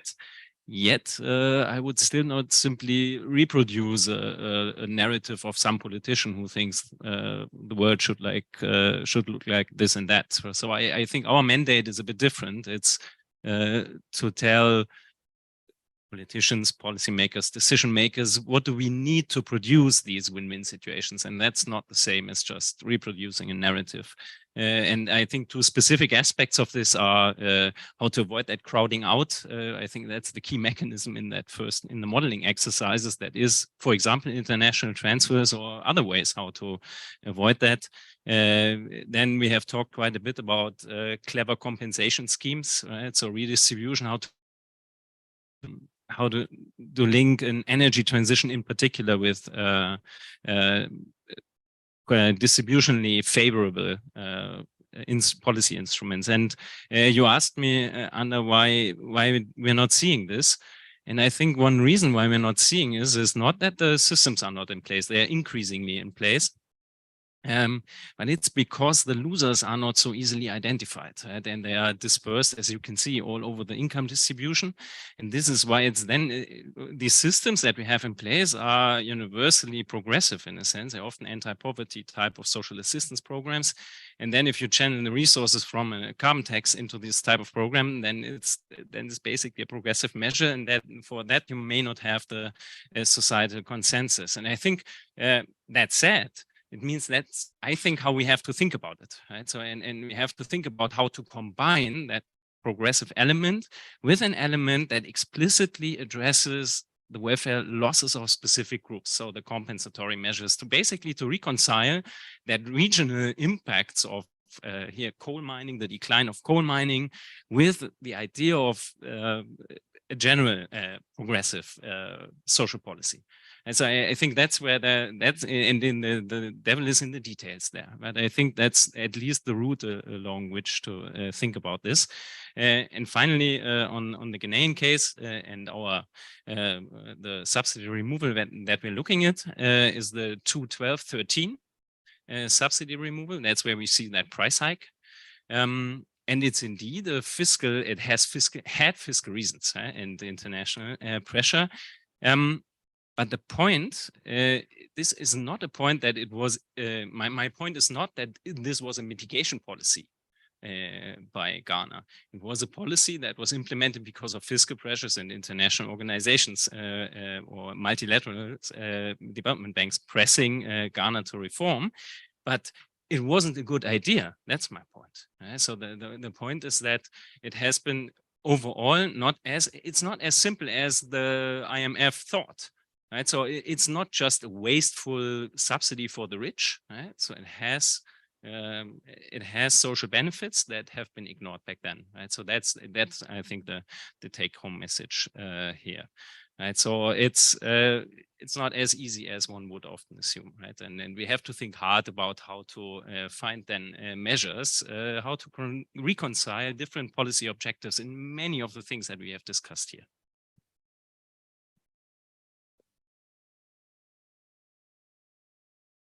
Great, thank you. I think we should close now. Let's give a hand to our panelists. And thank you all and our discussants. So this was a great session. Cheers. This is our our last panel, promise, and there's only one slideshow, so the rest is going to be a conversation. I think it's an important session because we said that we would take some time to reflect, think about innovation, and also think about what we've learned and where we wanted to go with this. So we have so we've structured this in a way that we're going to have one presentation that is setting the scene for us. It's going to be a brief overview of the scholarship of innovation studies, because you kind of innovate as you go along, you do your research, but there's an actual scholarship to this. And we have the pleasure to have Simone Strambach here from the University of Marburg in Germany, who is an innovation scholar and geographer, who will take us through a presentation on unequal climate and development pathways to think about transformative policy innovation. And then we have three of our panelists are already here.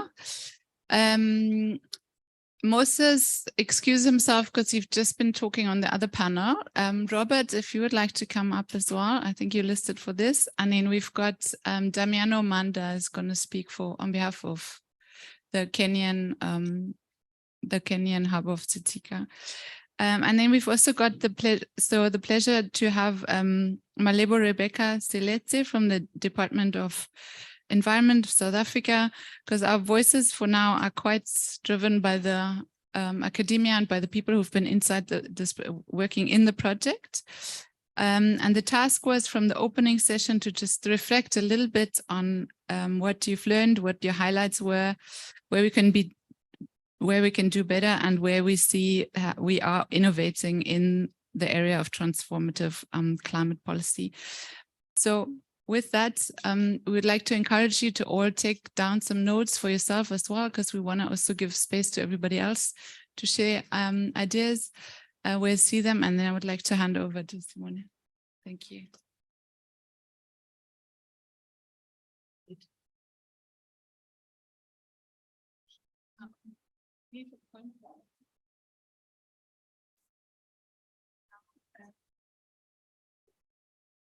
Do I want to point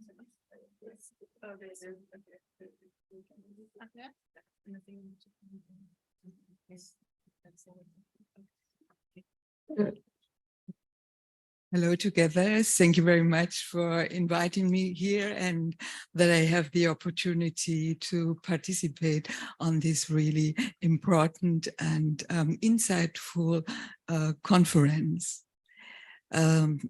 My name is Simone Strambach, and I have a focus in research on innovation and institutional change. Nothing happened?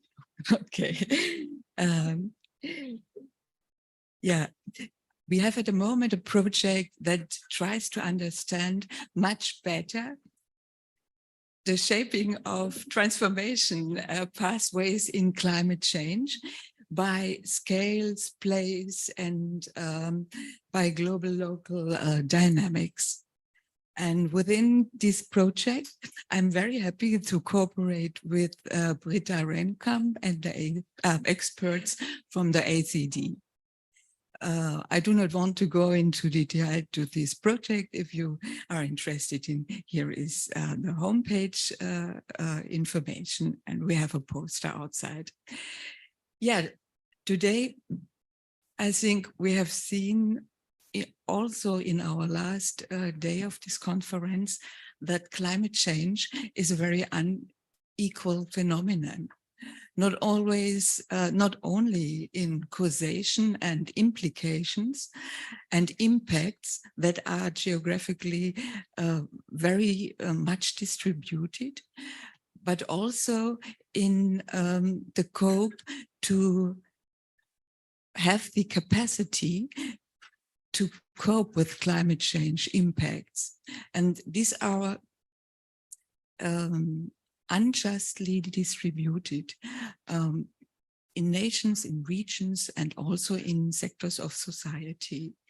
And confronted with all these challenges, So this question totally the technological term of innovation that is the most focus when we are thinking on innovation. But in the last decades, we have seen that new forms of innovation, we have a much broader understanding of innovation. And we have seen that different and new forms of innovation came up, such as sustainability innovation, social innovation. They gain really stature also in research engine policy as an own type of innovation. And today I would like just raise the points on the issues that innovation was always the point when we are look on change. And we have 70 years about research on technological innovations because they were seen as a driver for growth, for development. And we have a lot of indicators to measure such kind of change. But we start from the beginning in other forms of innovation that are very important for sustainability transformation. And we understand there is no unified understanding, I have to say, but we understand sustainability innovation as a new solutions that address especially socio-ecological problem fields. They try and tackle social needs, trigger change in social practices, refer to new forms of interaction, governance, and knowledge generation. And that kind of innovative forms, they have no really institutionalized innovation processes that we can see from technological innovations. So, and therefore, sustainability innovation are inherently linked with institutional change. That have we seen also here in our conference, because they focus on changing practices. And practices, change social practices needs time. New practices need to be institutionalized over time, and it is no matter that we can only, it is important that we develop action plans, development, political strategies, but really to change practices, that is an evolution over time. And these processes, they are difficult to measure, especially these hidden dynamics to change practices. But what we know at the moment about the research of such kind of innovations is that they have altogether a normative character and the directionality that they really focus on values guiding us to more sustainable solutions for our problems. And what we also have seen in the research on this kind of innovation, and that comes out here also in this conference, very, very obvious, that we have the integration that is really necessary from various knowledges, diverse actors, not the traditional actors alone, like private firms and scientific issues. We have also to integrate knowledge of societies, of civil society, of NGOs, of transfer organizations, a lot of different actors, and that make this changes, these new innovations very complex, and the dynamics are very complex. And another point is that social needs that are the point of departure of this kind of innovations, they are only measurable in objective, only partially defined on the really objective parameters. They are socially constructed and grounded in societal discourses, and then they have structuration processes. And in these negotiation processes, which are very complex, we have to balance social, ecological, and economic concerns. And therefore, they are non-linear, they are really uncertain and largely unpredictable as innovation in itself, but also the outcomes. But by the way, is that we are much more aware as in the past that this kind of innovation, not every innovation, lead to I think to social value. We have seen this in the past, that growth is fragmented and very imbalanced. So, but they seem to be an essential part of sustainability-oriented transformation and development processes. And let me come just some points back to climate change pathways. So I think in the last years, there is I would say, widespread agreement that adaptation and mitigation must occur simultaneously. But we have seen that mitigation is much more on the fore as adaptation. And adaptation processes mitigation is complex, but adaptation processes are more complex. And we have seen even someone has that here in discussion, and that the past continued to present when we are looking on the funding of climate actions. We have much more funding in mitigation, and we can see this in the Global North. And Global North provides funding, and even the fundings are geographically very uneven distributed. So we have more, on the one hand, more funding on climate actions and mitigations. And on the other hand, we have a really need for adaptation process and to understand the adaptation much better as in the past. And this is also a concern of our project, really to understand better place-based institutional environments and their shaping of practices, but also the embedded agencies of actors, how they try to change these fields. And here plays also, I think, intermediary organizations and very, very important role that transfer and translate knowledge from local levels to other levels. Because in the session I could participate, we have also talked that we have to integrate stakeholders much deeper at the local level, the people that are vulnerable. But therefore, we need new organizational forms, and we have seen in the past that intermediary organizations and networks play a role. So these are, shortly speaking, processes of institutional change that are important.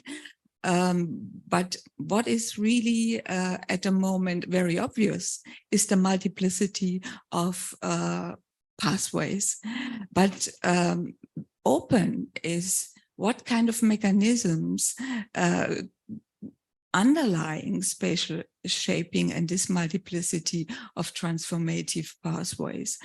And so context matters is one important point, but how do these micro dynamics that we can see on the local level, on different levels, how do they lead later on to really long-term change on the systemic level?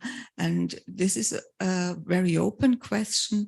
Also, how do institutional trajectories evolve over time, and how can transformative innovation policy create new forms and frameworks, conditions to monitor and to evaluate sustainability pathways, always that we have a certain chance to govern this process.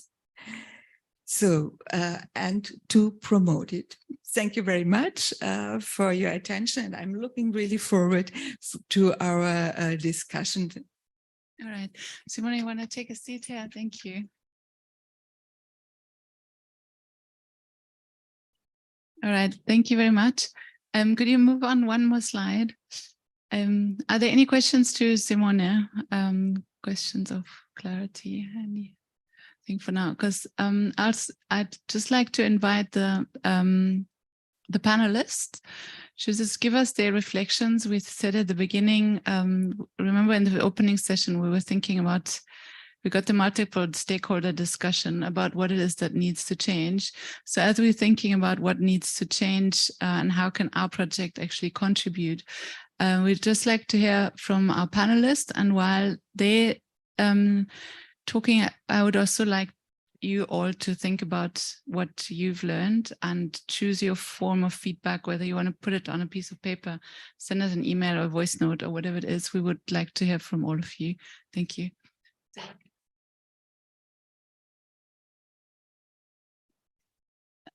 Thank you, Britta, and good afternoon, everyone.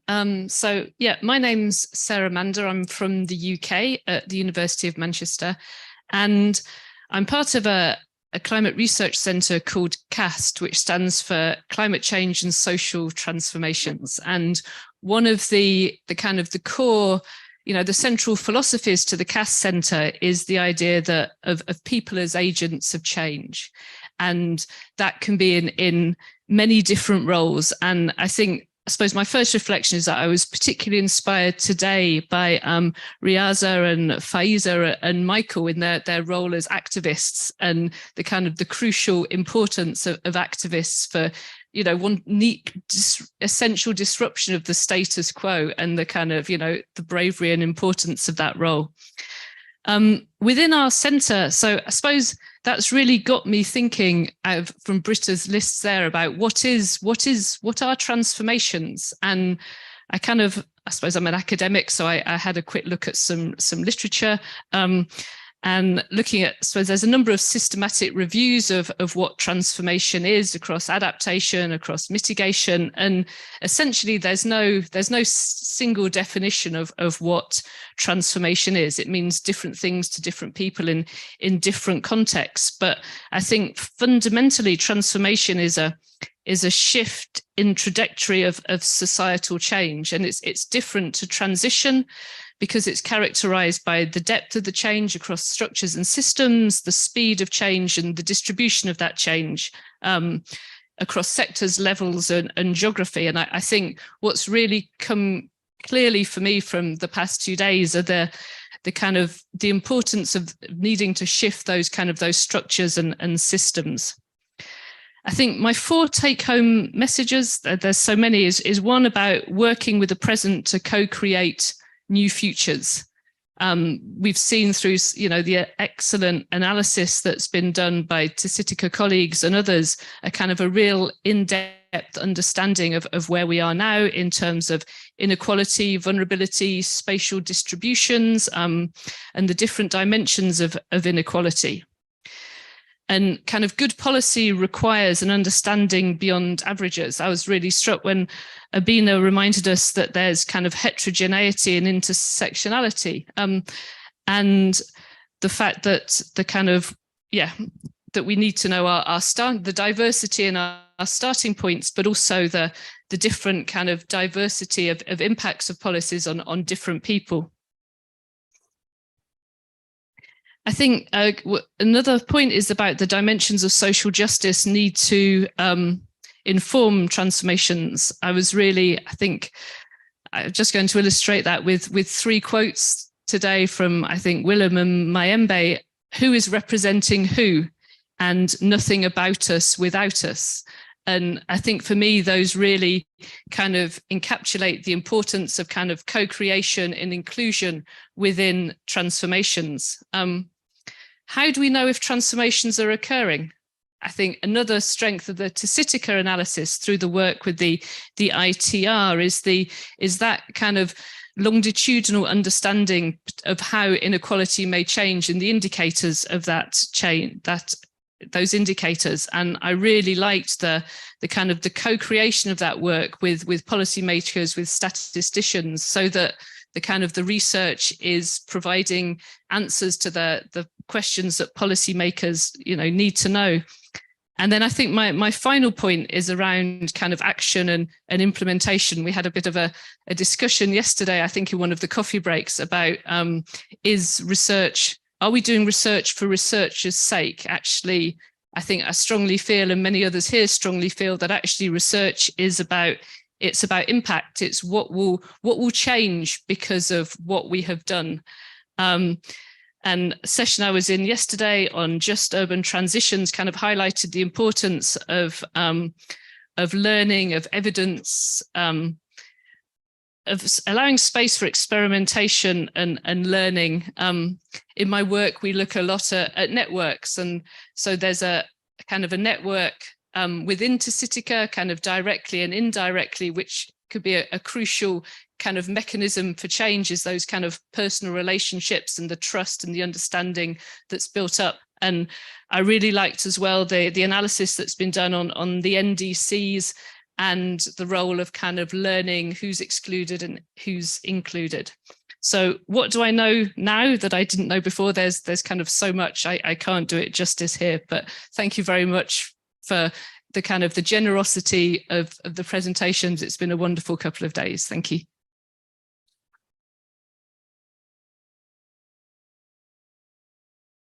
Okay, thank you so much. Having sat here for 2 days, I think a lot has been said, and we have learned a lot from the presentations. And so looking at what we started with, going to the inequality and also climate change issues, I could see there's quite a lot that one could not pick if you are just seated alone doing research in your own comfort zone.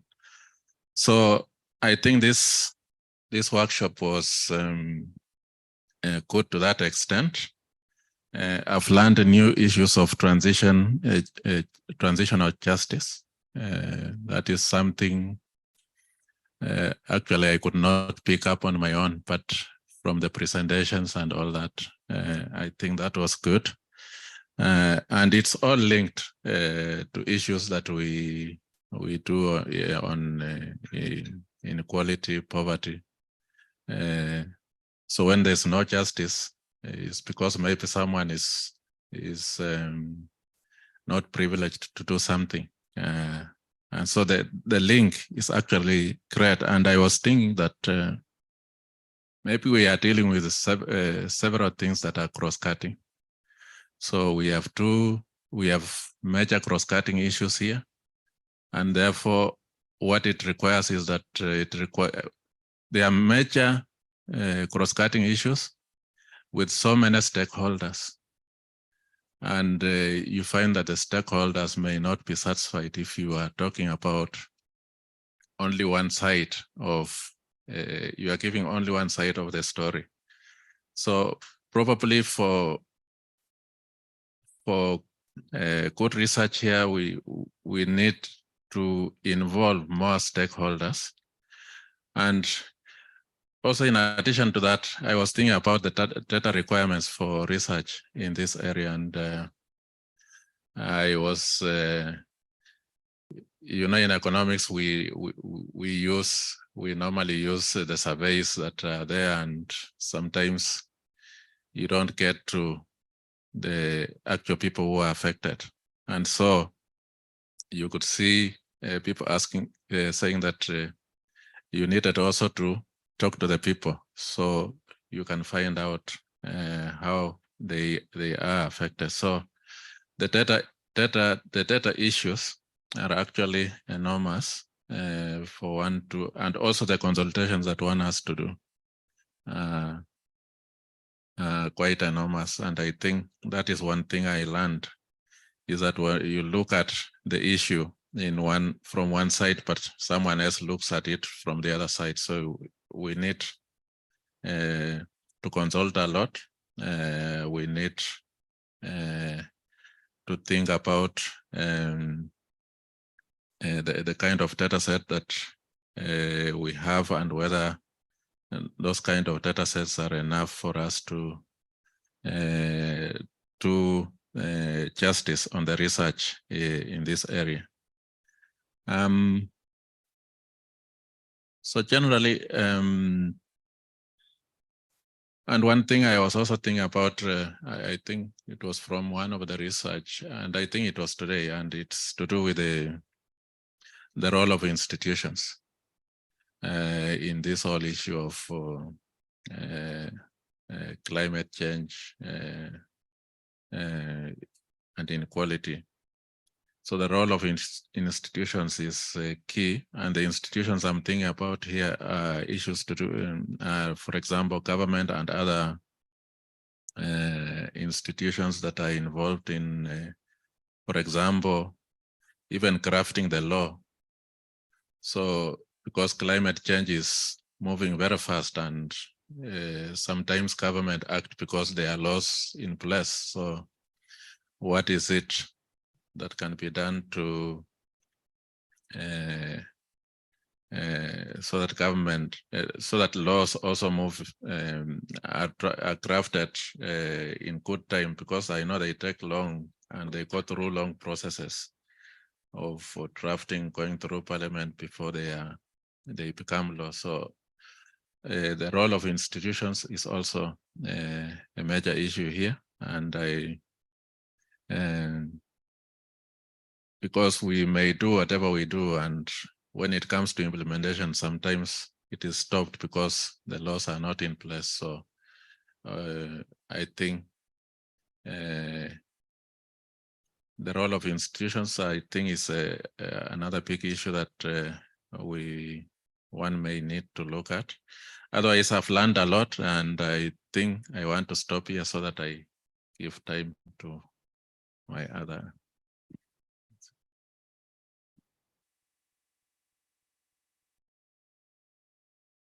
Thank you. Well, so I'm Mike Savage from London School of Economics. I'm a sociologist.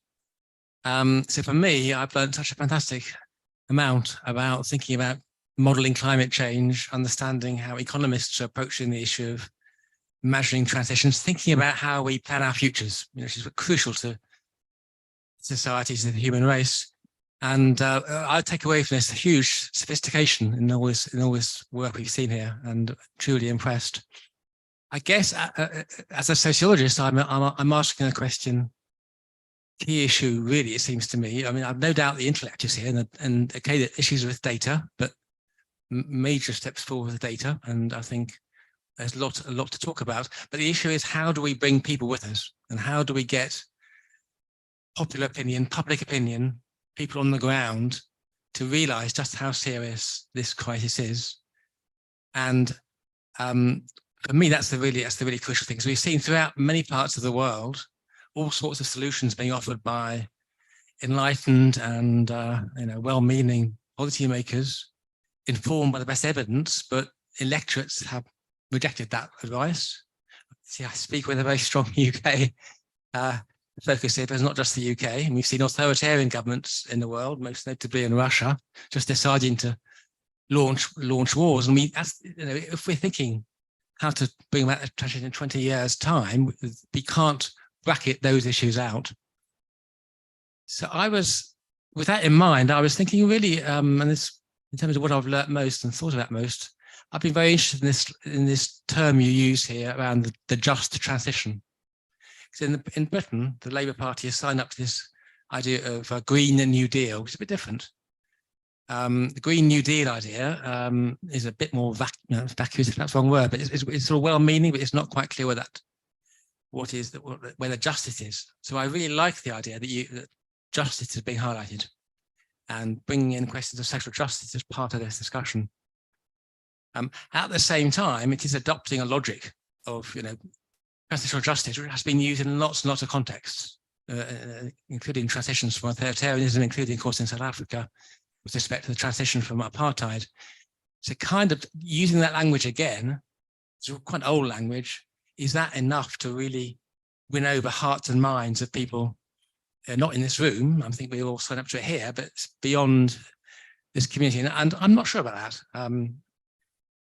Might it be important to also highlight the green aspect, the just green transition? That doesn't sound right, does it? But you know what I mean? Some sort of, to bring the specific environmental issue into this debate. But I think nonetheless, this is a really important issue for us to think about. How do we go out there, take away some key ideas and make them work for people in very different situations? So in the session we had this morning on the racial wealth divide, and we have colleagues in the movement for justice and social change here, we have to really try and think about how we get people to realize how serious the environmental issues are, and just push you on that a bit further. So I think what I'm suggesting is we need to push the justice aspect further, and perhaps rethink about try and specify it a bit clearer. And I've been interested as these 2 days have gone on, thinking about the issue of assets and wealth, which come up several times. So obviously we had a session on the racial wealth divide. We had another session around the role of assets in mitigating the effects of climate events. That's the right word. And in a way, so I think thinking about what are just assets and the relationship between justice, asset holding, wealth could be a really valuable way of pursuing and deepening the conversations we've had here.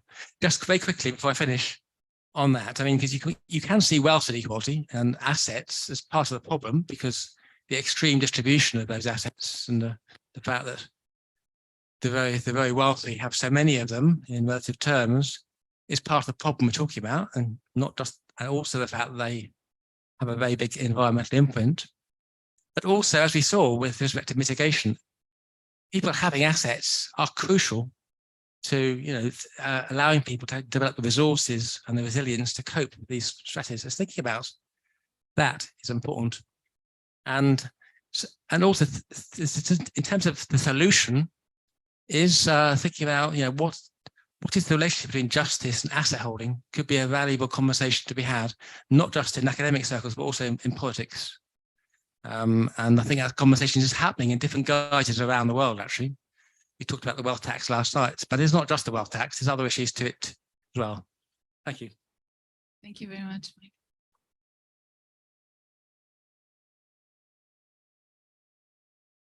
Thank you very much for this opportunity.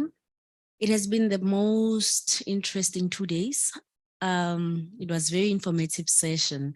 I really appreciate the fact that we got an invite to come to Cape Town to come and be informed.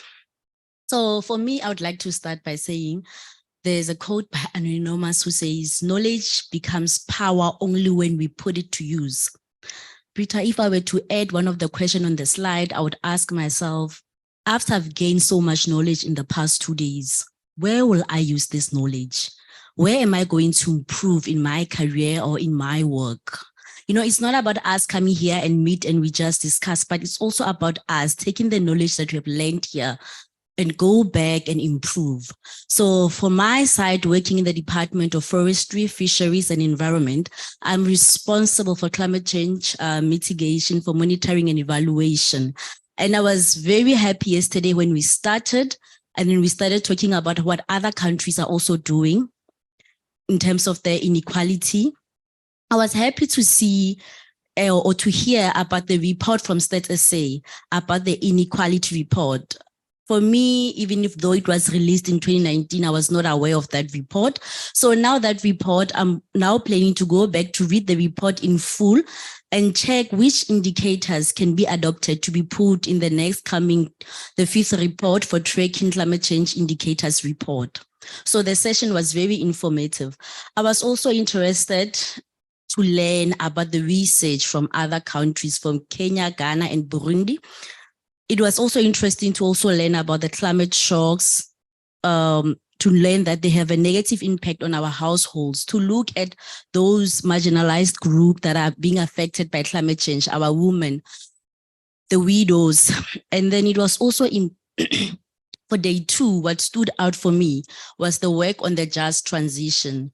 I also said here today, when I looked at the just transition research on the program on the REIPP, I was thinking to myself, I wish we had people as well from the Department of Energy and Minerals in the room. Because of a research like that, it's sad to know that people are being exploited. And then now that we know, the question is, what are we doing about it? What's going to happen to know that on paper, on reports, when we get reports, it said that renewable energy is improving our job creation, renewable energy is improving things when it comes to employment of females. But then when you do a research like that and you have that kind of outcome, what is it going to happen? Are we going just to shuffle that study and leave it at there and say, no, this is the outcome? So there need to be something that comes up from that. And then when you look at it, it would be good if ever the Department of Minerals and Energy as well would go forward and take this thing forward to go investigate more. And then 2 research papers were presented looking at analyzing the project database. It also stood out mainly because of it's also my work. So I took note to learn that one of the outcomes was that there were inconsistency in the National Climate Change Response Database, and then there were also duplication of some of the projects. So going back, I'd like to say we are also going to inform the team in Pretoria. So in the new financial year, one of the tasks that we'll have for the NCCRD is that we'll go back into the NCCRD to check for the duplicates, and we get to delete other duplicates in the NCCRD. So that information that you have presented is crucial and important on our work. It's going to improve our work. And also, I'll also like to add on those 2 papers that they presented on the project database that sometimes is important when you have accessed the information from the database. You also in your presentation indicate the date that the information was accessed, because of the database is being updated every week. There's new numbers that are coming up. So it will also be helpful if ever you're doing an analysis, you also show us the date when was the data used was accessed. And then another thing that I also found interesting that also stood out for me today, the presenter was presenting on disability. Thank you so much for bringing it home when you start with a story. The time you say, let's imagine a person who was on the wheelchair and then there's flooding. For me, each and every time when we're thinking about the climate change things and we're thinking about disability, I feel like when you were presenting, you brought it home. You brought it so much into heart, because I had to imagine myself if I was that disabled person and there's no one to assist me during the flooding. So thank you very much for that introduction. And then when it comes to the new innovation, when we're looking at the research, where would we like to look at? For government, now we know that in the climate change mitigation space, there's a thing that is blooming in terms of the green hydrogen. So last year we saw there's a new green hydrogen strategy. I think it will also be interesting if ever we get to have an analysis to look at the new green hydrogen strategy, looking at for the inequality, how does it address inequality and poverty, because it's the new strategy. And then if we check on the green hydrogen as well, I also felt like in the 2 days, we didn't have much information when it comes to the research on transport. Climate change, how is it going to affect the transport sector? The just transition, yes, it affects the energy too much, but then there's also the other sectors that we also would like to see more. If you look at the transport sector, how are we going to transit? And how are we planning? If ever as South Africa, we are saying in the 2050, we are going on net zero. If we are now going to say we're going to use electricity cars, if we are going to say we're going to be using green hydrogen. So it will be very nice if next time we get to see other project research on just transition, agriculture, transport, and as well as tourism. And then for the next conference, again, I would also like to say, I think it's very important that we also increase other government stakeholder department, like your Department of Transport, Department of Minerals and Energy, if you can have a representative from there, so that as well they are able to also capture this information that you produce from your research, as all this work, it cuts across and it informs our policy work. Without your work as researchers, then it means our policy work, it's not that meaningful. It's not going to help us. So, but if you come and you invite all other people, this will be an important input to our work. Thank you very much.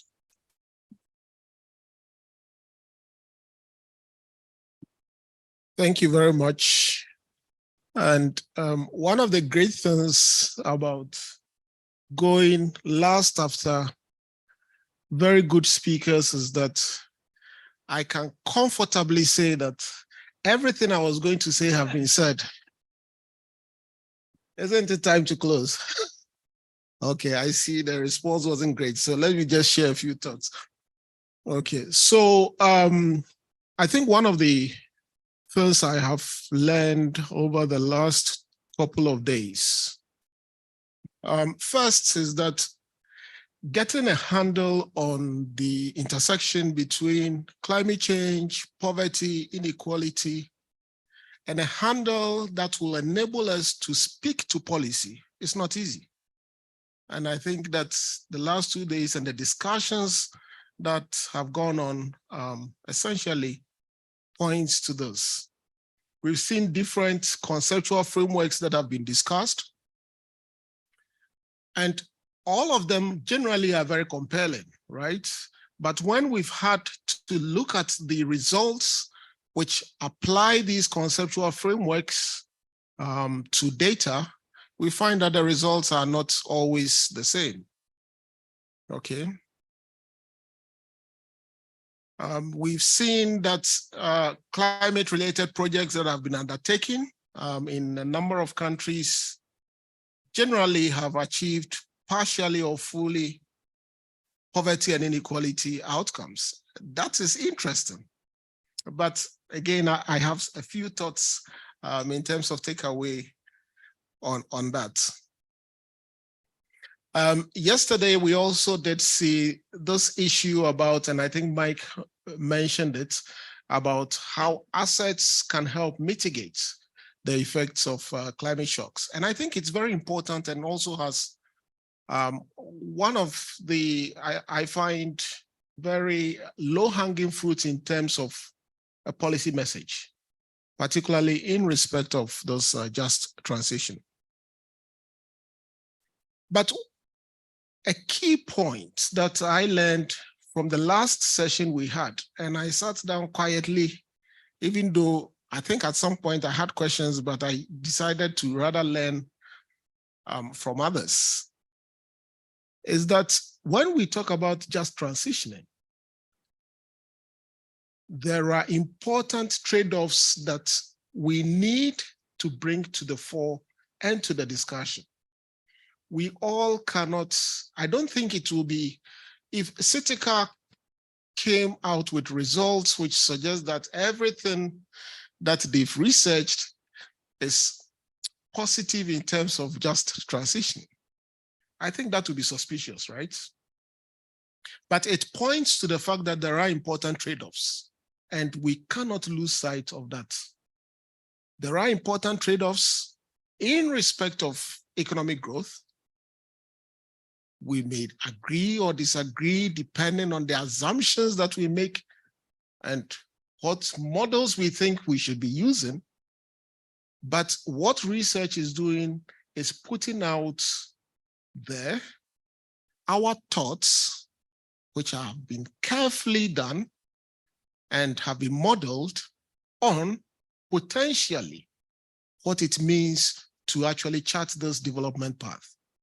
Okay, so I don't think it's an easy discussion, but it highlights the fact that there are important trade-offs. It is not for nothing that some countries are reverting to coal now, again, right? So there are important trade-offs. And I don't think that moving towards the direction that at least everybody in this room thinks we should be moving is going to be costless, okay? Understanding the costs is important and should be part of the messaging, okay? Or it should inform us on how we message this particular path. So a few thoughts.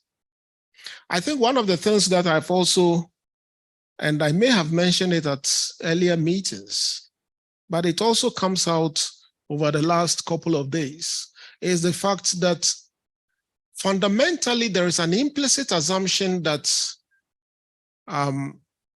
the direction of causation moves from climate shocks to poverty and inequality. But we cannot forget that behavior, and I think again in the last session it came up, behavior can be influenced by our poverty status. And behavior can be influenced adversely in respect of just transitioning, particularly in terms of issues relating to adaptation. So there is potentially a feedback that exists between climate action, poverty, and vice versa. And again, I think this is something that we need to bring to the fore in respect of the discussion. Also very interesting is this question of climate action for who, right?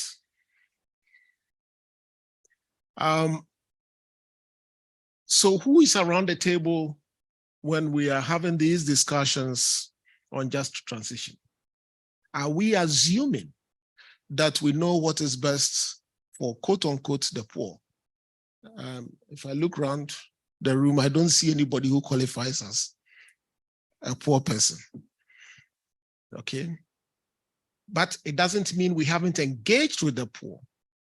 But are we engaging with the poor because we are ticking boxes? Or we are engaging with the poor because we need to make their voices heard? So I think, again, this is very important. Okay. Don't worry, I'll be finished soon. Don't think that I'm looking on the slide. So it's just thoughts that random thoughts that I put down. And another issue which I think is something that we need to reflect a bit more on, and which came up, has to do with the financing of just transition. Who finances it? At least from Ghana, I know that there is no fiscal space, but there is a cost. Now, if you went to any of the important, and I say important advisedly, ministries in Ghana today to talk about green energy, whatever it is, I'm not sure you'd get any audience. Okay, so who is going to finance it? There are trade-offs, again here, in respect of the financing, right?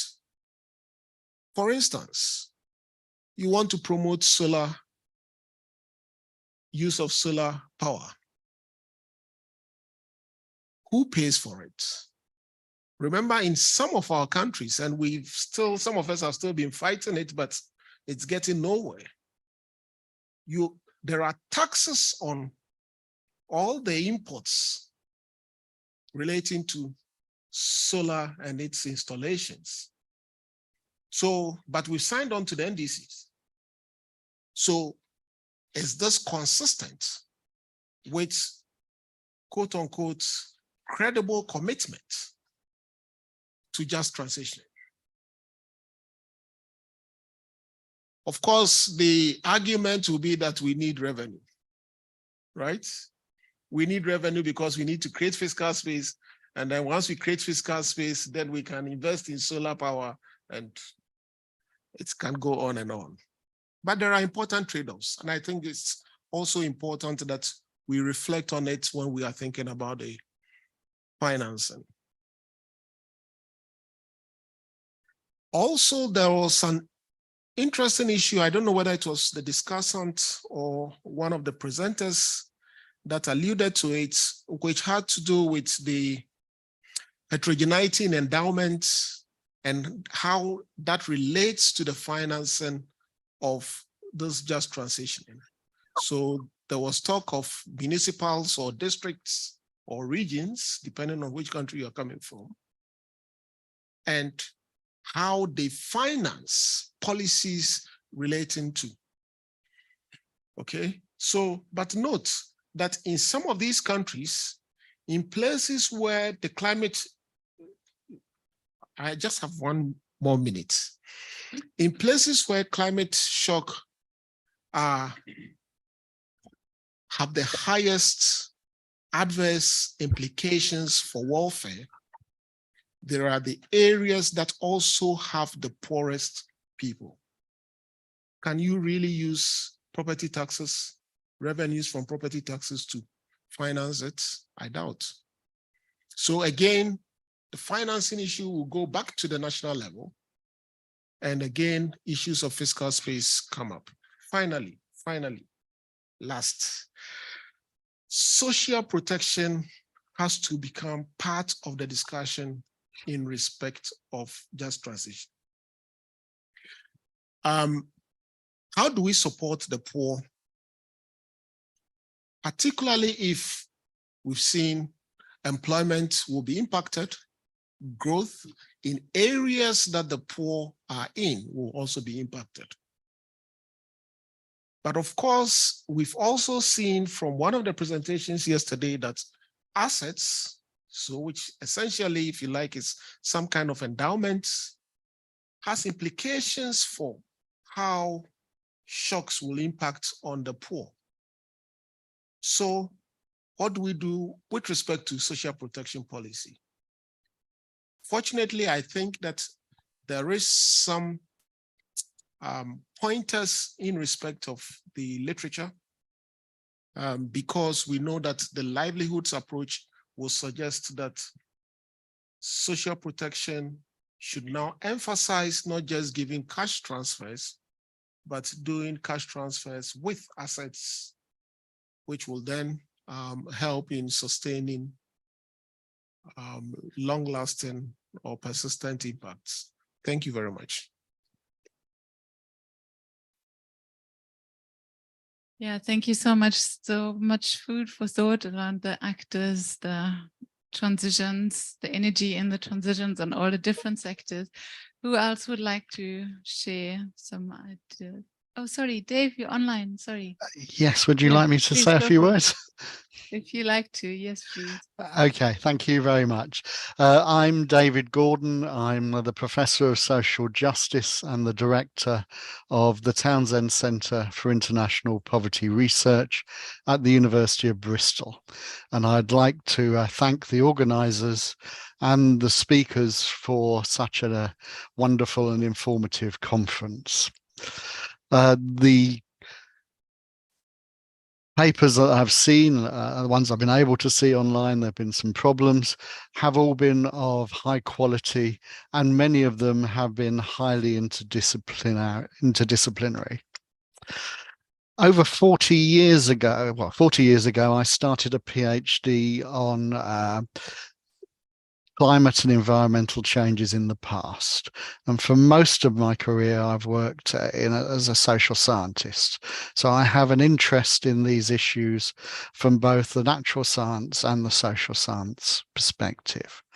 And I'd like to group my thoughts about this conference under 3 headings. The first is about interdisciplinarity and the problem, working on the problem of scale. The second is about the policy and politics, and the third is about money.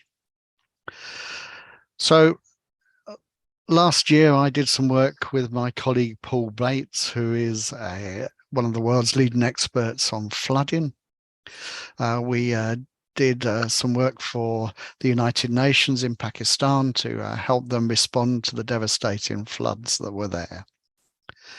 The models he runs are looking at changes by the centimetre and by the minute. The models I tend to run, looking at exposure and vulnerability, are every 5 years and at regional level. So there is a big problem of scale, both in time and geography, when trying to do interdisciplinary work, particularly across the social science and natural science. Some of those problems were seen in the papers, and some were very innovative in overcoming the different scales that natural and social sciences tend to work at and the different time horizons. Policy and politics. If I had, I mean, the issues of social and environmental justice were core. How climate change can be, climate change adaptation and mitigation can occur. Climate actions can be more pro-poor and to reduce inequality. If I'd been at a similar conference in Europe, there would be quite a lot of discussion about environmental and social justice around the Aarhus Convention. Or if I was in Latin America, the equivalent Escazú Convention. Many years ago, my scientific colleagues believed that if they just told the politicians the truth and explained it to the public in a way that they could understand about climate change, then the politicians would do the right thing and solve the problem. Of course, politicians rarely do the right thing and solve problems unless there is pressure from the public and from civil society. These kinds of environmental justice conventions are based on three pillars. One, to provide the public with access to information. Another, to ensure that the public participate in environmental actions which affect them.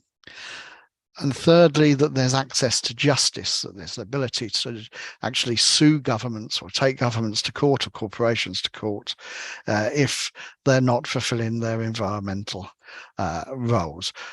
The purpose of a corporation ought to be to make a profit by solving social problems, not to make profits by causing social and environmental problems. In Latin America and Caribbean, these conventions also try to provide some protection for people who campaign on environmental issues. Can be very hazardous. Most of the countries that have signed these conventions are in Europe, Latin America, or Central Asia. Recently, Guinea-Bissau signed the convention, and it will be interesting to see how these environmental justice and participation conventions play out in this African country, and whether there are lessons that can be learnt for the existing participants and also for other African countries on trying to get the public involved, as Mike Savage was saying, in order to get that civil society pressure on the politics and politicians in order to implement just transitional changes. The last concept is money. Money is often seen as a sticking point. That although it's important that we should make the changes that are needed, a transformative change, we simply can't afford it. And the counter arguments are, well, we can't afford not to do it. Climate change is an existential threat to humanity. If we burn all the oil and coal reserves that we currently know about that are in the ground, we dig them up and use them, we know that the climate will warm so much that large parts of the earth will become uninhabitable for human life. It will simply be too hot to go outside. You would die of heat stroke. Sea levels will rise 50 meters or more over several hundred years, and this will be the end of the world as we know it. It's an existential threat from that point of view. It's important always to remember when we're discussing fiscal headroom or money or all the terms that are used, that money doesn't really exist. It's just a concept. It's just an idea. There's no such thing as a pound or dollar or rand. Yeah? These are just concepts we use to help transactions. They're a brilliant Chinese idea. I'll leave you with the thoughts about the need to do the transformation in order to avoid the existential threat. With the thoughts of John Maynard Keynes, arguably the greatest British economist of the last century. He said that anything that we can do, we can afford to do. That's a really important idea and something we need to always remember when saying if it's possible to do the things that we need to do in order for humanity to survive in the long term. Thank you very much.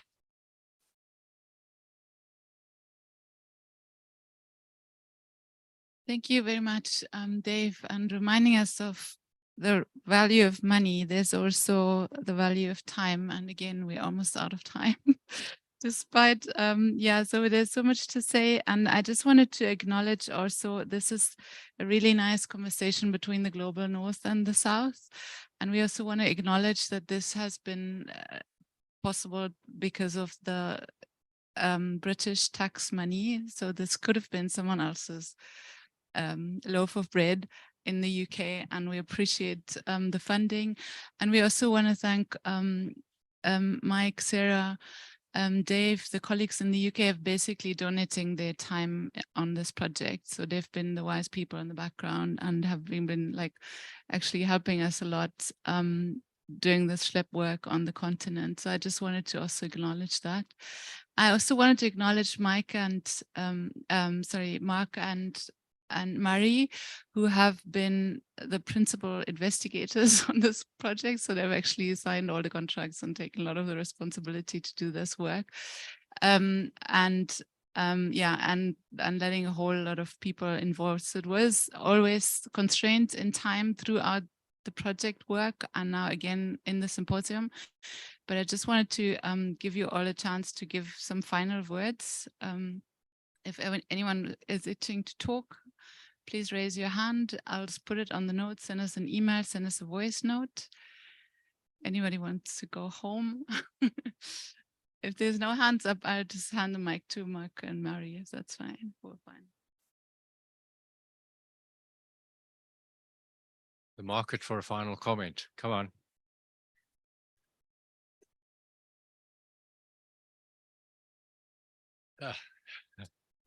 Yeah.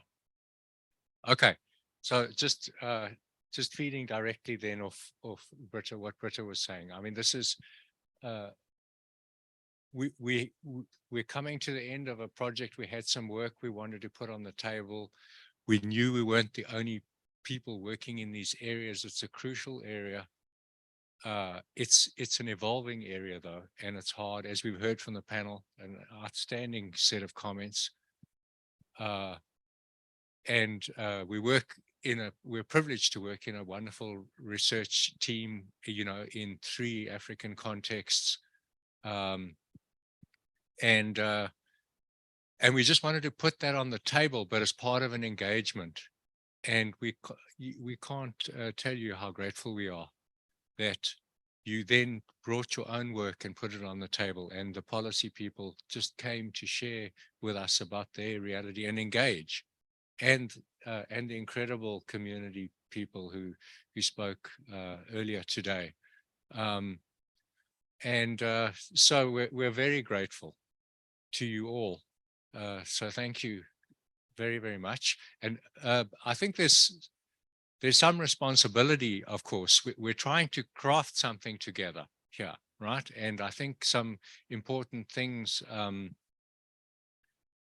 we've heard from the panel already, and it's not clear. So where do we go from here, given that we did come and we did share our work and we did have incredibly honest discussions? There's no master plan here, but a commitment from our side. I guess that's all we would leave you with, that it's a reciprocal commitment based on your generosity in being with us and sharing and engaging, and in terms of our willingness to move forward like this. And if you have any suggestions, and on your behalf, I guess I'm volunteering you to the influence, to the actors that we've spoken about today, to be a resource. So at the very least, the thing that we can do is you know, if people want to send in an inquiry or they're asking about something, or we could be more structured about it than that, but that's the very least that we can do. And that's just a way of thanking you, but buying you in, I guess, with no money. But as Dave Gordon says, money doesn't exist. Yeah,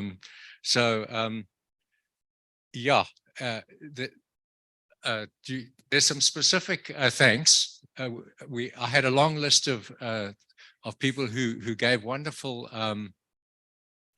discussion comments. Weren't you impressed by incredible and from the floor, and just the quality of that, I think, added hugely to, because many of the papers are quite underdeveloped, I think would be fair. I'm just trying to open my thing here. So I'm not going to list all the discussions. Is that okay? Thank you. Thank you, Mark. That's very kind of you. It's the most useful thing I've done in the last 2 days. Well, I just wanted to, no, that's absolutely not true. But of course, so there's the help. I just want to acknowledge the people who've made this work behind the scenes. And I know it's been very, very frenetic and stressful and stuff. But behind the scenes, we've had Tamika and Iman and Morgan and Susie, and of course, Charmaine. Thank you. And we just acknowledge you. And Hajira tells me she's got a grand plan in mind to thank you properly. But Mark and I also wanted to thank the two key organizers properly. Of course, yeah, that's Susie. I didn't show Susan there. I didn't think of Susie. Anyway, maybe you can just do that. So I think Hajira and Britta have been driving this symposium for about a year. I can't remember when we started thinking about it, but it feels like a year ago. Probably feels like 10 years to Britta and Hajira. But so we really appreciate them really keeping things ticking over, and anybody who's organized the conference, from thinking about the first advertisement to dealing with all the submissions to deciding who you're going to accept and who you're not going to accept, and then actually just programming the whole thing. It takes up a huge amount of time. So we would like to thank both Britta and Hajira, and we've got a gift that we'd like to give you. It's very appropriate. I don't know if you'd like to both come up at the same time, and maybe we can give them a big round of applause at the same time. Let's call Hajira.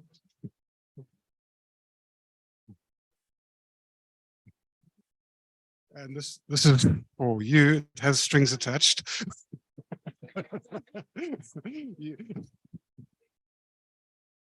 So Britta and I do have a tradition of every now and again drowning our sorrows.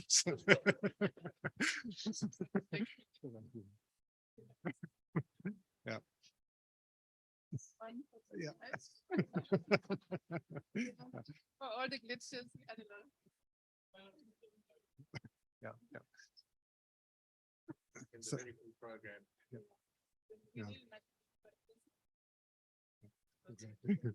Yeah. So I think we need, it's getting late in the day. It's been a long day for everybody. So I think we should just call it quits for the day and thank everybody. And I think give us all a big hand to say, well done.